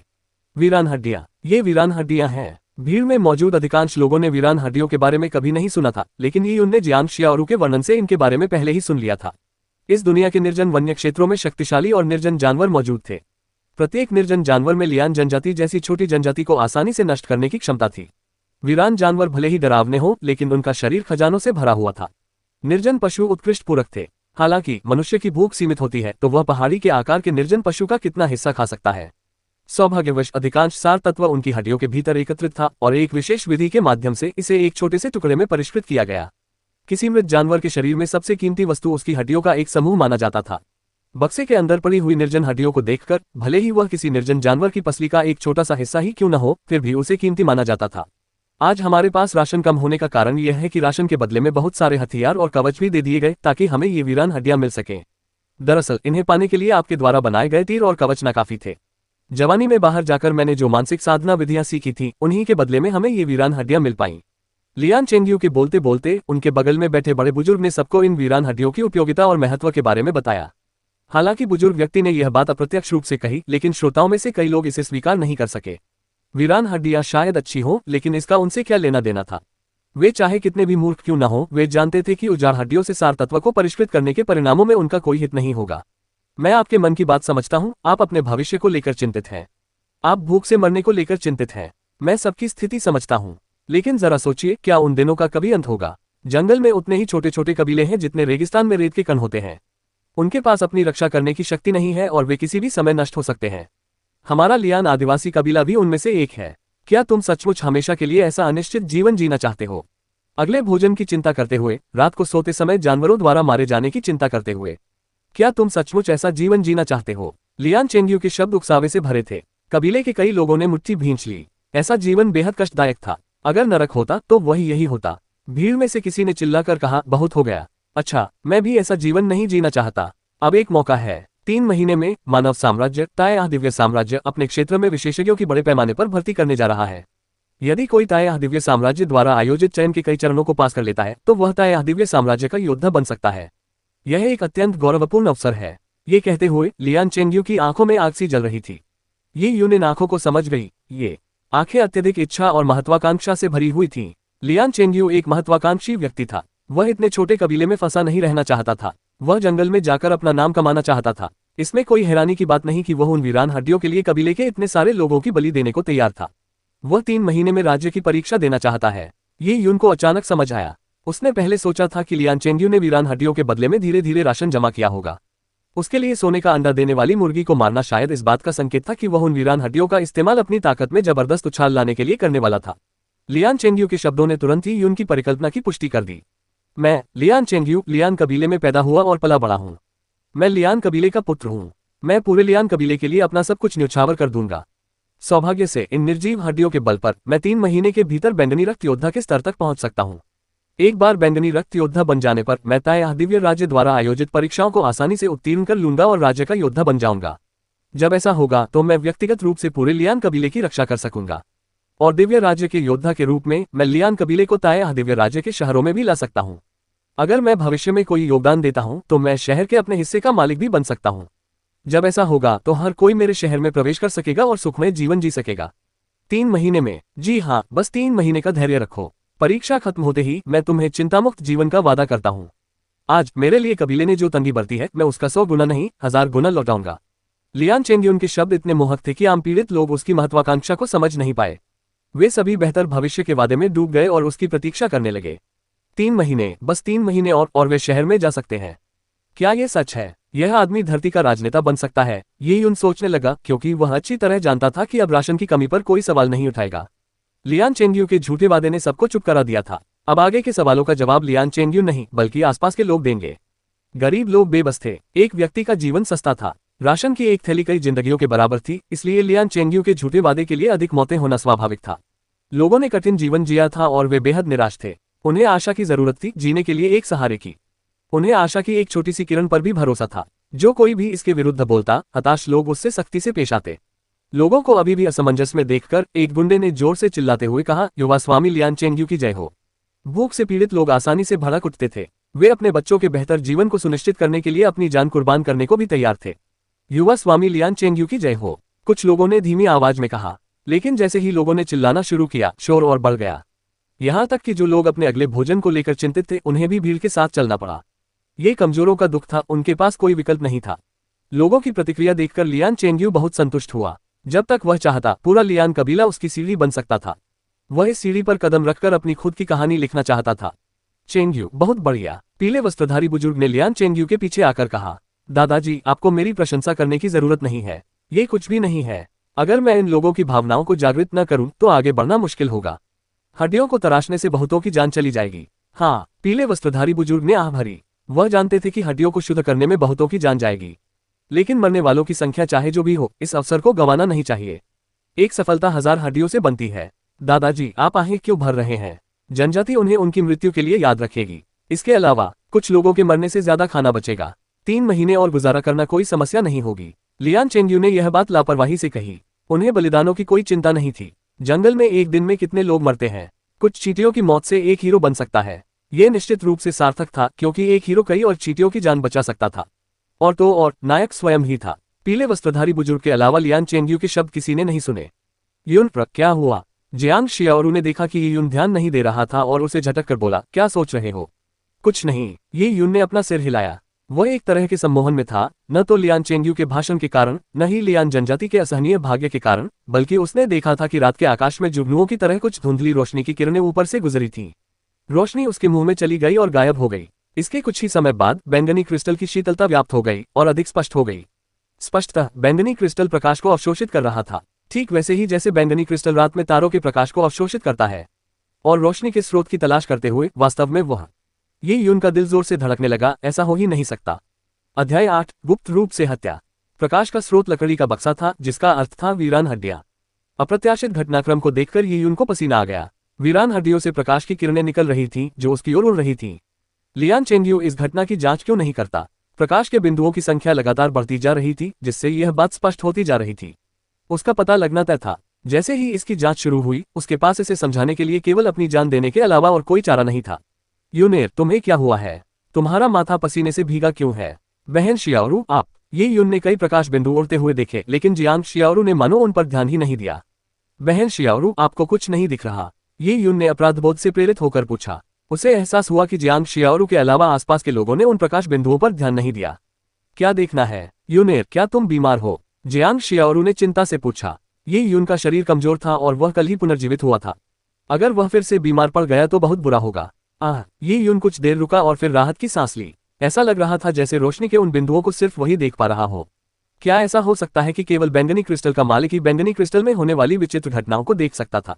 उसने चुपके से लियान चेंगयू की ओर देखा, जिसके चेहरे पर अब भी शांत मुस्कान थी। लियान चेंगयू कभी कभी उन वीरान हड्डियों के डिब्बे को उन्मादी नजरों से देखता था। उस आदमी ने प्रकाश के बिंदुओं पर ध्यान नहीं दिया है। उद्धरण चिन्ह। ये सोचकर ये युन को राहत मिली। अगर लियान चेंगयू भी इसे नहीं देख पा रहा था, तो उसके अलावा और कोई नहीं देख सकता था। ये युन को और भी यकीन हो गया कि बैंगनी क्रिस्टल एक अद्भुत खजाना है। इसी क्षण लियान चेंगयू ने एक अर्थपूर्ण मुस्कान के साथ उसकी ओर देखा। वह आगे बढ़ा और जियांग शियाओरू के सामने खड़ा हो गया। ये भोजन तुम्हारे लिए इनाम है, इसे ले लो और भूखे मत रहो। अगर यह कम पड़े तो मुझसे संपर्क करना। लियान चेंगयू ने ये शब्द कोमल स्वर में कहे। उनकी आवाज सौम्य थी, लेकिन उनके हाव भाव और लहजे में श्रेष्ठता झलक रही थी। जो कुछ भी उन्होंने दिया उसे वे वापस भी ले सकते थे। जियांग शियाओरू चुप रही। लियान चेंगयू को इससे कोई आपत्ति नहीं थी, क्योंकि राशन बांटते समय उसकी हठधर्मिता की वह प्रशंसा करता था। इसका मतलब यह नहीं था कि उसे उसका हठी रवैया पसंद था, और वह धीरे धीरे उसकी इस हठीली आदत को खत्म करके उसे बिल्ली के बच्चे की तरह आज्ञाकारी बनाने के लिए दृढ़ संकल्पित था। उसे एक आज्ञाकारी नौकरानी चाहिए थी, न कि ऐसी महिला जिसे फुसलाने की जरूरत हो। भाई के साथ होने से उसे सहारा मिला और वह दृढ़ बनी रही। लेकिन लियान चेंगयू ऐसा नहीं चाहती थी। इसके अलावा ये युन की मां ने उसे गोद लिया था और उनके बीच कोई खून का रिश्ता नहीं था। लियान चेंगयू को यह बात पसंद नहीं थी कि बिना खून के भाई बहन एक साथ रह रहे हैं। इसके अलावा ये युन ने जनता को भड़का दिया था और लगभग हंगामा खड़ा कर दिया था। उसे इस बात का बहुत दुख हुआ कि 12 साल का बच्चा इतना शातिर हो सकता है। बड़ा होकर वह एक बड़ा खतरा बनेगा। लियान चेंगयू को आज्ञाकारी लोग चाहिए थे, जिन्हें वह अपने लिए सीढ़ी के रूप में इस्तेमाल कर सके, न कि ये युन जैसे षड्यंत्रकारी लोग जिन्हें नियंत्रित करना मुश्किल था। जब उन निर्जन हड्डियों को परिष्कृत किया जाने वाला था, तब लियान चेंगयू के लिए यह एक बड़ा मुद्दा था। वह इसकी सफलता के लिए कोई भी कीमत चुकाने को तैयार था। वह किसी भी तरह की अनिश्चितता नहीं चाहता था, क्योंकि वह प्रशिक्षण के लिए खुद को अलग थलग करने वाला था। इसके अलावा उन वीरान हड्डियों में एक समस्या थी, उन्हें परिष्कृत करने से मौतें हो सकती थीं। खाद्य पदार्थों की कमी और लोगों की मृत्यु के बीच जनता के गुस्से को भड़काना आसान था। एकांतवास के दौरान उसे विद्रोह का डर था। वे उस कड़ाही को पलट सकते थे जिसमें निर्जन हड्डियों को शुद्ध किया जा रहा था। यदि उसकी योजनाएं विफल हो जाती तो उन सभी को मारना व्यर्थ होता।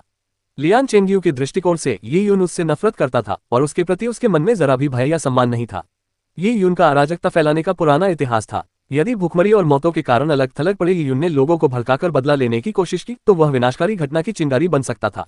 ये सोचकर लियान चेंगयू फिर मुस्कुराए और उसने एक बार फिर यी यून के कंधे को धीरे से थपथपाया। यी यून का दिल एक पल के लिए धड़कना भूल गया, लेकिन इससे पहले कि वह प्रतिक्रिया कर पाता, लियान चेंगयू का हाथ पहले ही उसके कंधे पर था। धत्तेरे की, यी यून चाहता था कि काश वह लियान चेंगयू का हाथ ही काट देता। उसे लगा कि लियान चेंगयू किसी विषैले सांप की तरह दुष्ट है। लियान चेंगयू ने शांत भाव से कहा, तुम्हें किस बात की घबराहट है?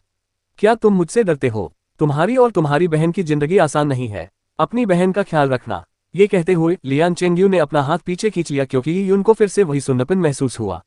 लियान चेंगयू ने 2 बार उसके कंधों पर थपथपाया, लेकिन वह कुछ नहीं कर सका। अगर कोई समस्या हो तो मुझसे संपर्क करना, लियान चेंगयू ने जियांग शियाओरू से कहा।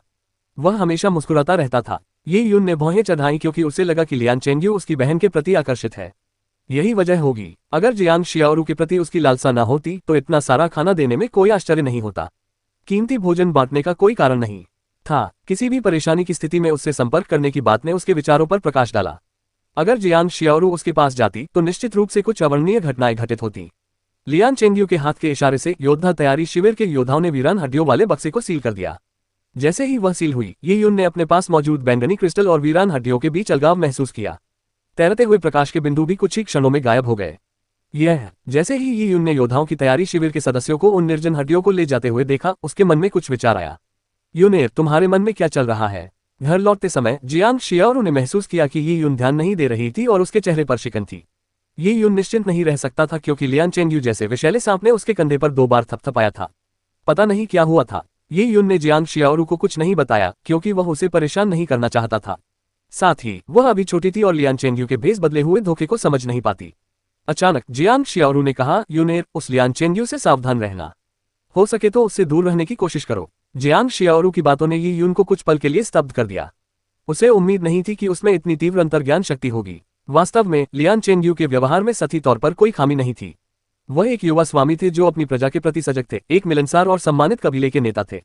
यी यून पृथ्वी के कई राजनेताओं के कार्यों को देखकर लियान चेंगयू के छिपे इरादों को भांप गया था। लियान चेंगयू जैसे लोग इतिहास की किताबों और अंतर्राष्ट्रीय खबरों में अक्सर देखने को मिलते थे। लियान चेंगयू के शब्दों को सुनकर यी यून को केवल पाखंड ही समझ आया। ये समझ एक पीड़ित गरीब व्यक्ति के बस की बात नहीं थी। यी यून के लिए लियान चेंगयू द्वारा उसके कंधों पर 2 बार थपथपाना स्पष्ट रूप से उसकी शत्रुता को दर्शाता था। यी यून ये देखकर हैरान रह गई कि जियांग शियाओरू भी इसे महसूस कर पा रही थी। खैर, बस उससे दूर रहो। जियांग शियाओरू के दृढ़ शब्दों को सुनकर यी यून को एहसास हुआ कि वह अपनी इस बहन को पूरी तरह से नहीं समझ पाया है। चाहे वह वीरान हड्डियां हो, वीरान राक्षस हो या उसकी अंतर्ज्ञान शक्ति और अन्य आदिवासी लड़कियों की तुलना में उसकी असाधारण सुंदरता, इन सभी चीजों ने उसे गरीब आदिवासी समुदाय में सबसे अलग पहचान दिलाई। यी यून की उम्मीद के मुताबिक रात के खाने में जंगली सब्जियां और दलिया परोसा गया। इस दुनिया में लोग दिन में सिर्फ 2 बार भोजन करते थे। उनका दिन सुबह 5 बजे शुरू होता था और वे सुबह 9 बजे नाश्ता करते थे। बेशक नाश्ता तो यी यून का अपना कहने का तरीका था, यहाँ लोग इसे अलग नाम से पुकारते थे। अंत में वे शाम 4 बजे भोजन करते थे। यी यून समझ गई कि प्राचीन चीन में लोग इस विचित्र दुनिया की तरह ही दिन में 2 बार ही भोजन करते थे। सीमित संसाधनों की स्थिति में दिन में 2 बार भोजन करना शायद जीवित रहने के लिए सबसे वैज्ञानिक और सर्वोत्तम तरीका था। खाना खाते समय जियांग शियाओरू को थोड़ा अपराधबोध महसूस हुआ कि वह अपने भाई के लिए मांस नहीं ला पाए। यी यून इस बात को दिल पर नहीं ले रहा था क्योंकि वह अपने कंधे पर पड़े 2 थपथपाहटों के बारे में सोच रहा था। ये सब उसकी अटकलें और संदेह मात्र थे। उसे जरा भी अंदाजा नहीं था कि यह कितना गंभीर मामला होगा। अनाज की दलिया का एक कटोरा खत्म करने के बाद जब यी यून जंगली सब्जियों के कुछ निवाले खाने ही वाला था तो उसने महसूस किया कि उसका हाथ सुन्न हो गया है और उसने अपनी चॉपस्टिक गिरा दी। यूं तुम उद्धरण चिन्ह। यी यून दर्द से कराह उठा क्योंकि उसका बायां हाथ हिल नहीं पा रहा था। उसकी दोनों भुजाओं में इतना दर्द हो रहा था मानो कोई उन्हें तोड़ रहा हो। यूनेर, जियांग शियाओरू का चेहरा पीला पड़ गया। उसे समझ नहीं आ रहा था कि यी यून को क्या हो रहा है और उसने जल्दी से उसे बिस्तर पर लिटा दिया। धत्तेरी की, यी यून की बाह दर्द से भरी हुई थी और उसने दांत पीसते हुए कहा, निस्संदेह ये लियान चेंगयू का काम था। यी यून का अनुमान गलत नहीं था। यह अज्ञात था कि लियान चेंगयू ने किस विधि का प्रयोग किया था, लेकिन शक्ति में असमानता को देखते हुए भले ही यी यून ने लियान चेंगयू की शत्रुता को भांप लिया हो, उसके पास इससे बचने का कोई तरीका नहीं था। ये जंगल का कानून था जहां बलवान ही कमजोरों का भाग्य तय करते थे। यूनेर, कैसी हो? क्या जड़ी बूटी तोड़ते समय गिरने का ये दुष्प्रभाव है? मैं। जैसे ही यी यून ने अपना मुंह खोला, उसे एहसास हुआ कि उसकी जीभ सुन्न हो गई है। उसके पूरे शरीर में धीरे धीरे लकवा बढ़ता जा रहा था। यी यून को धीरे धीरे यह एहसास होने लगा कि जिस क्षण उसके शरीर में सारी संवेदनाएं खत्म हो गईं, वही उसकी मृत्यु का क्षण था। लियान चेंगयू उसकी जान चाहता था। यी यून हैरान और गुस्से में था। अगर उसका अनुमान गलत नहीं था तो लियान चेंगयू ने की या ची जैसी किसी प्रकार की ऊर्जा संचारित की थी जिसने उसकी नसों को नष्ट कर दिया था। एक सामान्य 12 वर्षीय बच्चा इसे समझ नहीं पाता, यहाँ तक कि यून खुद भी इसे अपनी पुरानी चोटों का दुष्प्रभाव ही समझता। उनकी मृत्यु के बाद जियांग शियाओरू के अलावा किसी ने भी उनके लिए शोक नहीं मनाया। वास्तव में कई लोगों का मानना था कि यह उनकी नियति थी, एक मृत व्यक्ति अचानक कैसे जीवित हो सकता है। ये यून की रहस्यमय तरीके से हत्या करके लियान चेंगयू न केवल भीड़ को उकसाने का बदला ले सकता था, बल्कि जनता का स्नेह भी प्राप्त कर सकता था। जियांग शियाओरू एक गंभीर परिस्थिति में फंस जाएगी और उसे जीवन में कई कठिनाइयों का सामना करना पड़ेगा। वह लियान चेंगयू से संपर्क भी कर सकती है। लियान चेंगयू सुलह के हथकंडे अपनाकर उसे आसानी से अपना बना सकता है। ये यून की हत्या करके जियांग शियाओरू को हासिल करना कितनी घिनौनी योजना है। ये यून को इस दुनिया की गहरी समझ प्राप्त हुई। यह पृथ्वी का नियमबद्ध समाज नहीं था, यह एक क्रूर और आदिम स्थान था जहां शक्ति ही सब कुछ निर्धारित करती थी। यह उपन्यासों की काल्पनिक दुनिया जैसा था जहां किसी को मारना कोई बड़ी बात नहीं थी। अध्याय 9 विचित्र शारीरिक रूपांतरण। जैसे जैसे अकड़न बढ़ती गई, ये यून के अंग गतिहीन हो गए और उसे अपने पेट और सिर में सुन्नपन महसूस होने लगा। वह न बोल पा रहा था, न सुन पा रहा था और न ही देख पा रहा था। उसे केवल इतना महसूस हुआ कि उसका चेहरा आंसुओं से भीगा हुआ है, जियांग शियाओरू के आंसू। वह अपनी पूरी ताकत से चिल्ला रही थी, लेकिन ये यून को केवल उसके मुंह की हल्की सी हरकत ही दिखाई दे रही थी। आवाजें खींची हुई और अस्पष्ट थीं। ये यून इसे चुपचाप बर्दाश्त नहीं कर सका। उसने पूरे दृढ़ संकल्प के साथ अपनी अकड़ी हुई जीभ को हिलाते हुए कहा, लियान, लियान चेंगयू, उद्धरण चिन्ह। हालांकि ये यून की आवाज स्पष्ट नहीं थी, लेकिन जियांग शियाओरू उसे समझ पाए। लियान चेंगयू, क्या लियान चेंगयू ने तुम्हें नुकसान पहुंचाया? ये यून पूरी तरह से बोलने में असमर्थ था। उसे अपने दिल में एक ठंडी लाश जैसी जकड़न महसूस हो रही थी। अगर उसका दिल जम जाए और धड़कना बंद हो जाए तो उसकी जिंदगी खत्म हो जाएगी। ये यून को ऐसा लग रहा था जैसे उसे सूखने के लिए छोड़ दी गई मछली हो। न वह हिल पा रहा था, न सांस ले पा रहा था। वह बस मौत का इंतजार कर रहा था। अचानक जैसे ही उसके दिल में जकड़न फैलने लगी, उसे ठंडक का एहसास होने लगा। ये ठंडक का एहसास बेहद सुखद और जाना पहचाना था। ऐसा लग रहा था मानो शुद्ध झरने का पानी उसके शरीर को शुद्ध कर रहा हो। बैंगनी क्रिस्टल। ये यून प्रसन्न हुआ। ये बैंगनी क्रिस्टल की अनुभूति थी। सबसे बुरे समय में भी वह हमेशा बैंगनी क्रिस्टल को महसूस करता था। शरीर में जकड़न पहले ही फैल चुकी थी, लेकिन जब वह उसके दिल तक पहुंची तो उसका अंत निश्चित था। वह हमेशा बैंगनी क्रिस्टल को अपने कब्जों में, अपने दिल के पास रखता था। जैसे ही बैंगनी क्रिस्टल सक्रिय हुआ, ये यून को अपने दिल में एक छोटा सा भंवर महसूस हुआ। ये छोटे छोटे भंवर भले ही कुछ खास न हो, लेकिन स्विश, एक हल्की सी आवाज गूंजी। बिना किसी संघर्ष या तनाव के ये यून ने महसूस किया कि उसका शरीर हल्का हो गया है। बैंगनी क्रिस्टल ने उसकी नसों में व्याप्त सारी ऊर्जा को सोख लिया था। उसके शरीर की सारी अकड़न गायब हो गई थी। ये यून को पता था कि वह पूरी तरह से ठीक हो चुका है। उसने अपने चारों हाथ पैर हिलाए और महसूस किया कि सब ठीक है। घबराहट के कारण ही वह पसीने से तरबतर था। क्या आप पहले से ही ठीक है? ये यून को विश्वास नहीं हो रहा था कि बैंगनी क्रिस्टल के सक्रिय होते ही वह 1 सेकंड से भी कम समय में ठीक हो गया। ये यून के दिल के पास मौजूद बैंगनी क्रिस्टल ने उसे अवाक कर दिया। आखिर यह बैंगनी क्रिस्टल है क्या? यूनेर, कैसी हो? डरो मत बहन। जियांग शियाओरू ने देखा कि पहले अकड़ी हुई और स्थिर ये यून का शरीर हिल रहा था, लेकिन उसके चेहरे पर एक अजीब सी मुस्कान थी। वह बेहद चिंतित हो गई। मैं ठीक हूँ बहन शियाओरू, मैं बिल्कुल ठीक हूँ। ये यून ने कहा ही था कि उसे कुछ गड़बड़ महसूस हुई। जैसे ही उसने अपना आखिरी शब्द कहा, उसे अपने पेट में कुछ हलचल सी महसूस हुई। उफ! अचानक जी मिचलाने की तीव्र अनुभूति हुई और ये यून को उल्टी हो गई। पहले ये यून ने केवल पेट खाली होने के कारण पाचन रस ही उल्टी किया था, लेकिन इस बार मामला अलग था। उसने काले खून के थक्के उल्टी किए थे, जिनकी गंध दुर्गंधयुक्त थी। इससे जियांग शियाओरू भयभीत हो गई। इस विचित्र दुनिया में उल्टी करना मृत्युदंड देने के बराबर था। ये यून लगातार उल्टी करता रहा। उल्टी के अलावा उसे चिपचिपा और बदबूदार पसीना भी आ रहा था। वह काले कीचड़ जैसा दिख रहा था। ये यून को पसीना बहाते और उल्टी करते देख जियांग शियाओरू घर में फैली दुर्गंध से बिल्कुल भी विचलित नहीं हुई। उसने झटपट ये यून का मुंह पोंछा और उसकी पीठ थपथपाई। यूनेर, यूनेर, डरो मत बहन। तुम्हें क्या हुआ? क्या हुआ? जियांग शियाओरू की आवाज कांप रही थी। ये यून को जवाब देने का मौका ही नहीं मिला कि उसने सारा काला खून उल्टी कर दिया। लेकिन हैरानी की बात यह थी कि उसे कमजोरी महसूस नहीं हुई, बल्कि वह और भी बेहतर महसूस कर रहा था। खाली पेट और अत्यधिक भूख के बावजूद उसे नई ऊर्जा का एहसास हो रहा था। ये यून को ऐसा लग रहा था कि अगर उसके सामने पूरा भुना हुआ मेमना और सुअर रख दिया जाए तो वह उसे खा सकता है।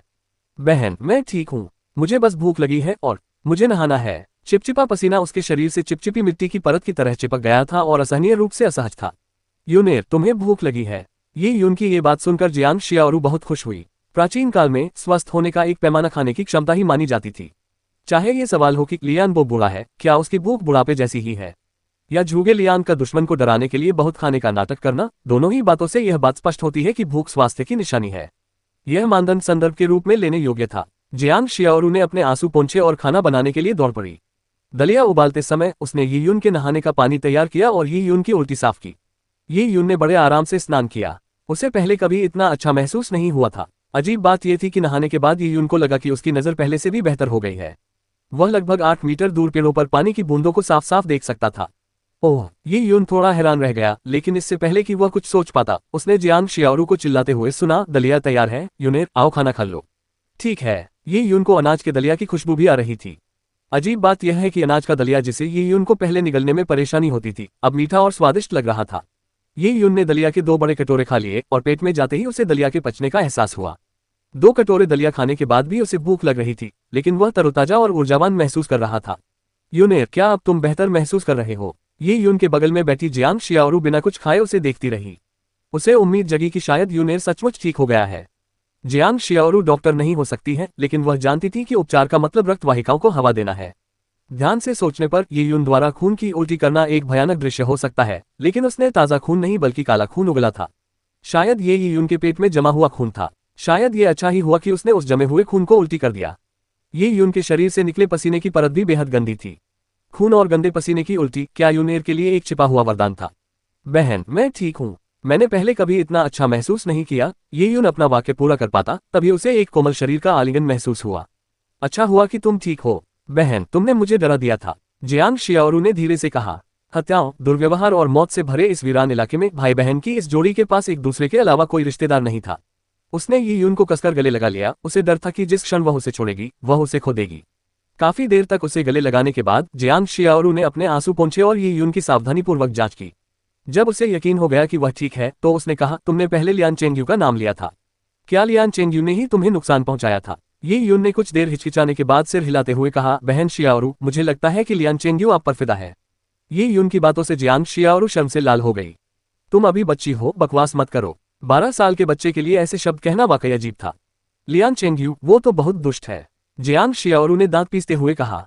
उसे इस बात का बहुत दुख था कि लियान चेंगयू ने उसके भाई को नुकसान पहुंचाया था, लेकिन वो उसके सामने बेबस थी क्योंकि वो बहुत शक्तिशाली था। पूरे योद्धा प्रशिक्षण शिविर पर उसका नियंत्रण था। पेंग, अचानक एक जोरदार आवाज आए। जियांग शियाओरू चौंककर पीछे मुड़ी और देखा कि आंगन का दरवाजा जोर से खुला हुआ है। एक हट्टा कट्टा आदमी अंदर घुस आया था। अध्याय 10, शरीर की विचित्र संवेदना। बिन बुलाए मेहमान को देखकर ये यून ने भौहें सिकुड़ी। ये घुसपैठिया वही व्यक्ति था जिससे राशन वितरण के दौरान उनका झगड़ा हुआ था। ये यून उसका नाम झाओ टाइजू भी जानता था। तुम्हें क्या चाहिए? झाओ तेजू को अंदर आते देख जियांग शियाओरू घबरा गई। उसके हाथ कंबल के नीचे गए और उसने चुपके से उसके नीचे छिपे तीर को पकड़ लिया। अरे छोटी बच्ची, तुम इतनी घबरा क्यों रही हो? मैं आज यहाँ काम से आई हूँ। युवा स्वामी लियान ने प्रशिक्षण के लिए स्वयं को एकांतवास में भेज दिया है। वह 3 महीने तक एकांतवास में रहेंगे ताकि ताए दिव्य राज्य के योद्धा चयन की तैयारी में बैंगनी रक्त योद्धा का स्तर प्राप्त कर सकें। कुलपति ने आदेश दिया है कि पूरे कबीले को पहाड़ पर जाकर जड़ी बूटियां लानी होंगी, जिनका उपयोग युवा स्वामी लियान स्नान के लिए करेंगे। प्रत्येक व्यक्ति को प्रतिदिन 8 औंस तक जड़ी बूटियां लानी होंगी। जड़ी बूटियां चुननी है, भिगोना है। ये यून को याद आया कि उसका पिछला रूप जड़ी बूटियां चुनते समय एक चट्टान से गिरकर मर गया था। तो ऐसा लगता है कि चुनी हुई जड़ी बूटियां योद्धाओं के लिए हैं ताकि वे उनमें स्नान कर सकें। यह बेहद दयनीय था कि इतनी कम उम्र में दूसरों के लिए जड़ी बूटियां चुनना और ऐसा करते समय बिना किसी मुआवजे के अपनी जान गंवा देना। यहाँ तक कि उनका राशन भी रोक दिया गया था। प्रति व्यक्ति प्रतिदिन 8 औंस जड़ी बूटियां। ये कैसे संभव है? जियांग शियाओरू गुस्से से सोचने लगी। इसके अलावा अगर वे जड़ी बूटियां चुनने में लगे रहेंगे तो तीर बनाने का समय कहां से निकालेंगे? हथियारों के बिना वे बड़ी जनजातियों से राशन का आदान प्रदान कैसे करेंगे? क्या हम भूख से मर नहीं जाएंगे? हाँ, अब भी राशन के बदले सामान देने की सोच रहे हो। जब युवा स्वामी लियान बैंगनी रक्त योद्धा के स्तर तक पहुंच जाएंगे और ताए दिव्य राज्य द्वारा चुने जाएंगे, तब तुम्हें राशन के बदले सामान देने की जरूरत ही नहीं पड़ेगी। हम सब शहर में चले जाएंगे और मैं तुम्हें भरोसा दिलाता हूं कि तुम्हें खाने पीने की कोई कमी नहीं होगी। उस आदमी ने जियांग शियाओरू को लालच भरी निगाहों से देखते हुए व्यंग्यपूर्वक कहा, ये नन्ही सी लड़की कितनी सुंदर है। आने वाले समय में बेहतर पोषण मिलने पर यह और भी खूबसूरत हो जाएगी। मेरे भाई को पहले जड़ी बूटी तोड़ते समय चोट लग गई थी। उसके पैर अभी उतने फुर्तीले नहीं हैं, फिर भी आप उसे जड़ी बूटी तोड़ने के लिए भेज रहे हैं। क्या आप सच में उसकी जान लेना चाहते हैं? जियांग शियाओरू ने कांपती हुई आवाज में कहा। ये यून पहले तो गिरकर मर गया था, लेकिन अभी अभी जिंदा लौटा था, इसलिए उसका शरीर अभी भी कमजोर था। उसे वापस जड़ी बूटी तोड़ने भेजना तो मानो उसे मौत के मुंह में भेजना था। इसके अलावा जड़ी बूटियां तोड़ने से उन्हें कोई लाभ नहीं मिला। सारी जड़ी बूटियां जनजाति को बिना किसी मुआवजे के दे दी गईं। उस व्यक्ति ने जियांग शियाओरू की बातें सुनी और तिरस्कारपूर्वक हंसते हुए कहा, एक व्यक्ति का जीवन पूरे कुल की महिमा के बराबर कैसे हो सकता है? जब तक युवा स्वामी लियान बैंगनी रक्त योद्धा के स्तर तक पहुंच जाते हैं और ताया दिव्य साम्राज्य द्वारा चुने जाते हैं, तब तक वे आने वाली पीढ़ियों को लाभ पहुंचाएंगे और सैकड़ों वर्षों तक हमारे कुल की रक्षा करेंगे। कुल के इतिहास की पुस्तकों में आपके सभी पुण्य कर्म दर्ज होंगे। आने वाली पीढ़ियों के लिए ये कितना बड़ा आशीर्वाद है, फिर भी आप लोग मोलभाव कर रहे हैं। आप इसकी कद्र बिल्कुल नहीं करते। इसके अलावा कुलपति ने इसका आदेश दिया है, आपके शरीर को मजबूत बनाने और आपको अधिक ऊर्जावान बनाने के लिए सभी जड़ी बूटियों के अवशेष उबालने के बाद आपको वापस दे दिए जाएंगे। फिर आप उनका उपयोग स्नान करने के लिए कर सकते हैं। पहले ये अवशेष केवल योद्धाओं के प्रशिक्षण शिविर के लिए आरक्षित थे। जैसे ही उस आदमी ने ये कहा, जियांग शियाओरू ने अपने हाथ में पकड़े तीर को और भी कसकर पकड़ लिया, यहाँ तक कि उसकी उंगलियां सफेद पड़ गईं। अगर हम कोटा पूरा नहीं कर पाए तो क्या होगा? नहीं आ सकते। उस आदमी का चेहरा ठंडा पड़ गया। हमारा कबीला बेकार चीजें नहीं पालता। अगर तुम जड़ी बूटियां नहीं तोड़ सकते तो तुम्हें खाने का क्या हक? अगर तुम तय कोटा पूरा नहीं कर सकते तो तुम्हारा राशन जब्त कर लिया जाएगा। बहुत से लोग अभी भी उस खाने का इंतजार कर रहे हैं, उस आदमी ने कहा और बिस्तर पर लेटे हुए यी यून की ओर देखा। उसे याद आया कि यी यून ने भीड़ के सामने उसे परेशान किया था। बाद में लियान चेंगयू ने राशन वितरण के दौरान अक्षमता दिखाने के लिए उसे फटकार लगाई थी।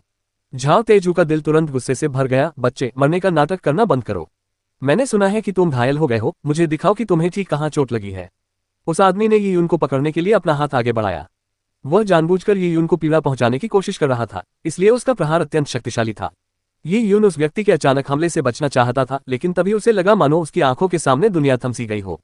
उस व्यक्ति का क्रूर चेहरा और उसकी हरकतें सब कुछ यी यून की आंखों में स्पष्ट रूप से झलक रही थी। जियांग शियाओरू के चिंतित चेहरे के साथ साथ यी यून ने कंबल के नीचे उसके हाथ में मौजूद तीर को भी देखा। ऐसा लगा मानो समय थम गया हो, ध्वनियां और हवा स्वयं उसके शरीर का हिस्सा बन गई हो। यी यून को सब कुछ स्पष्ट रूप से महसूस हो रहा था। सब कुछ धीमा हो जाने के साथ बैंगनी क्रिस्टल से एक शीतल और स्पष्ट अनुभूति महसूस हुई। बैंगनी क्रिस्टल से निकलने वाली ठंडक ने यी यून के शरीर को कपकपा दिया। यी यून को लगा कि उसी क्षण वह उस आदमी की पकड़ से बच सकता है, जियांग शियाओरू का तीर छीन सकता है, अपना शरीर ऊपर उठा सकता है और तीर को उस आदमी के गले में घोंपकर उसे मार सकता है। यह एहसास बेहद तीव्र था और उसके शरीर द्वारा उन गतिविधियों को पूरी तरह से करने की छवियां उसके दिमाग में उभर आईं, जिससे उसे इसे आजमाने की तीव्र इच्छा हुई। लेकिन अंत में यी यून ने ऐसा न करने का फैसला किया। उसके लिए लियान कबीले को अपने खिलाफ भड़काने का समय अभी नहीं आया था। भीड़ को उकसाने मात्र से ही लियान चेंगयू के मन में हत्या का भाव जागृत हो गया। अगर वह किसी कबीले के योद्धा को मार डालता या पीटता तो इसके परिणाम और भी गंभीर होते। भला एक बच्चा जो शुरू में मक्खी जितना कमजोर था, योद्धा प्रशिक्षण शिविर के किसी सदस्य को कैसे मार सकता था? क्या इससे कबीले के उच्च अधिकारियों का ध्यान आकर्षित नहीं होता? वह अपनी शक्ति के स्रोत को किसी भी तरह से समझा नहीं सकता था। उसने देखा कि झाओ तेजू उसकी ओर बढ़ रहा है और फिर बिना कोई निशान छोड़े पीछे हट गया। झाओ तेजू केवल उसकी त्वचा को खरोंच सका और उसके कपड़े पकड़ सका। झाओ तेजू मूल रूप से यी यून को पीटना चाहता था, लेकिन उसे यह उम्मीद नहीं थी कि यी यून के पीछे की ओर सिकुड़ने पर उसका वार चूक जाएगा। अगर वह दोबारा पकड़ने की कोशिश करता तो झाओ तेजू की बेइज्जती हो जाती, इसलिए उसने गुस्से में यी यून को उठाया और फिर उसे वापस बिस्तर पर पटक दिया। लगता है इस बंदर को चोट नहीं लगी। कल सूर्यास्त के समय जड़ी बूटियां सौंप देना। हर एक औंस कम होने पर 10 पाउंड राशन जब्त कर लिया जाएगा। इतना कहकर झाओ तेजू बाहर निकल गया। यून, क्या तुम ठीक हो? जियांग शियाओरू ने चिंता से पूछा, लेकिन यी यून ने एक शब्द भी नहीं कहा। अभी कुछ देर पहले आपको कैसा महसूस हुआ? अच्छी तरह से प्रशिक्षित झाओ तेजू उसके सामने कछुए की तरह धीमी गति से चल रहा था, जिससे वही उनके जानलेवा इरादे के प्रति असुरक्षित हो गया था। अगर झाओ तेजू को अचानक अल्जाइमर न हुआ होता तो क्या ऐसा हो सकता था कि उनकी अपनी गति बढ़ गई हो? क्या ये मेरा शरीर हो सकता है? बहन शियाओरू, मैं किस श्रेणी का पुरुष हूँ? यी यून को कुछ एहसास हुआ और उसने अधीरता से जियांग शियाओरू से पूछा, तुम अचानक से ये सब क्यों पूछ रही हो? यून, पहले तो तुम किसी स्तर पर भी नहीं थी। 5वें स्तर का सबसे कमजोर पुरुष भी 100 पाउंड उठा सकता है। यून, तुम तो सिर्फ 30 पाउंड ही उठा पाती थी। 30 पाउंड? ये यून अवाक रह गया, लेकिन लियान जनजाति में तो उन्हें अपने सिर के ऊपर एक चट्टान भी उठानी पड़ती थी। 30 पाउंड चावल की बोरी के बराबर था। एक कमजोर बच्चे को तो उसे उठाने में भी दिक्कत होती।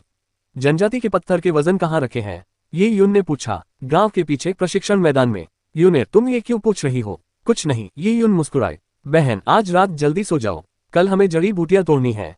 आधी रात के सन्नाटे में अंधेरा आकाश असंख्य चमकीले तारामंडलों से भरा हुआ था। उस दौर में सड़कों पर रोशनी नहीं होती थी और गरीब लोग तेल के दियों का इस्तेमाल करने को तैयार नहीं थे। इसलिए लियान जनजाति का पूरा गांव घोर अंधेरे में डूबा रहता था। गांव के पीछे का प्रशिक्षण मैदान एक विशाल मैदान था। योद्धा प्रशिक्षण शिविर के सदस्य आमतौर पर यही प्रशिक्षण लेते थे। आज रात एक काली परछाई चुपके से प्रशिक्षण मैदान में घुस आए और चारों ओर देखने लगी। मिल गया। ये यून बेहद खुश हुई।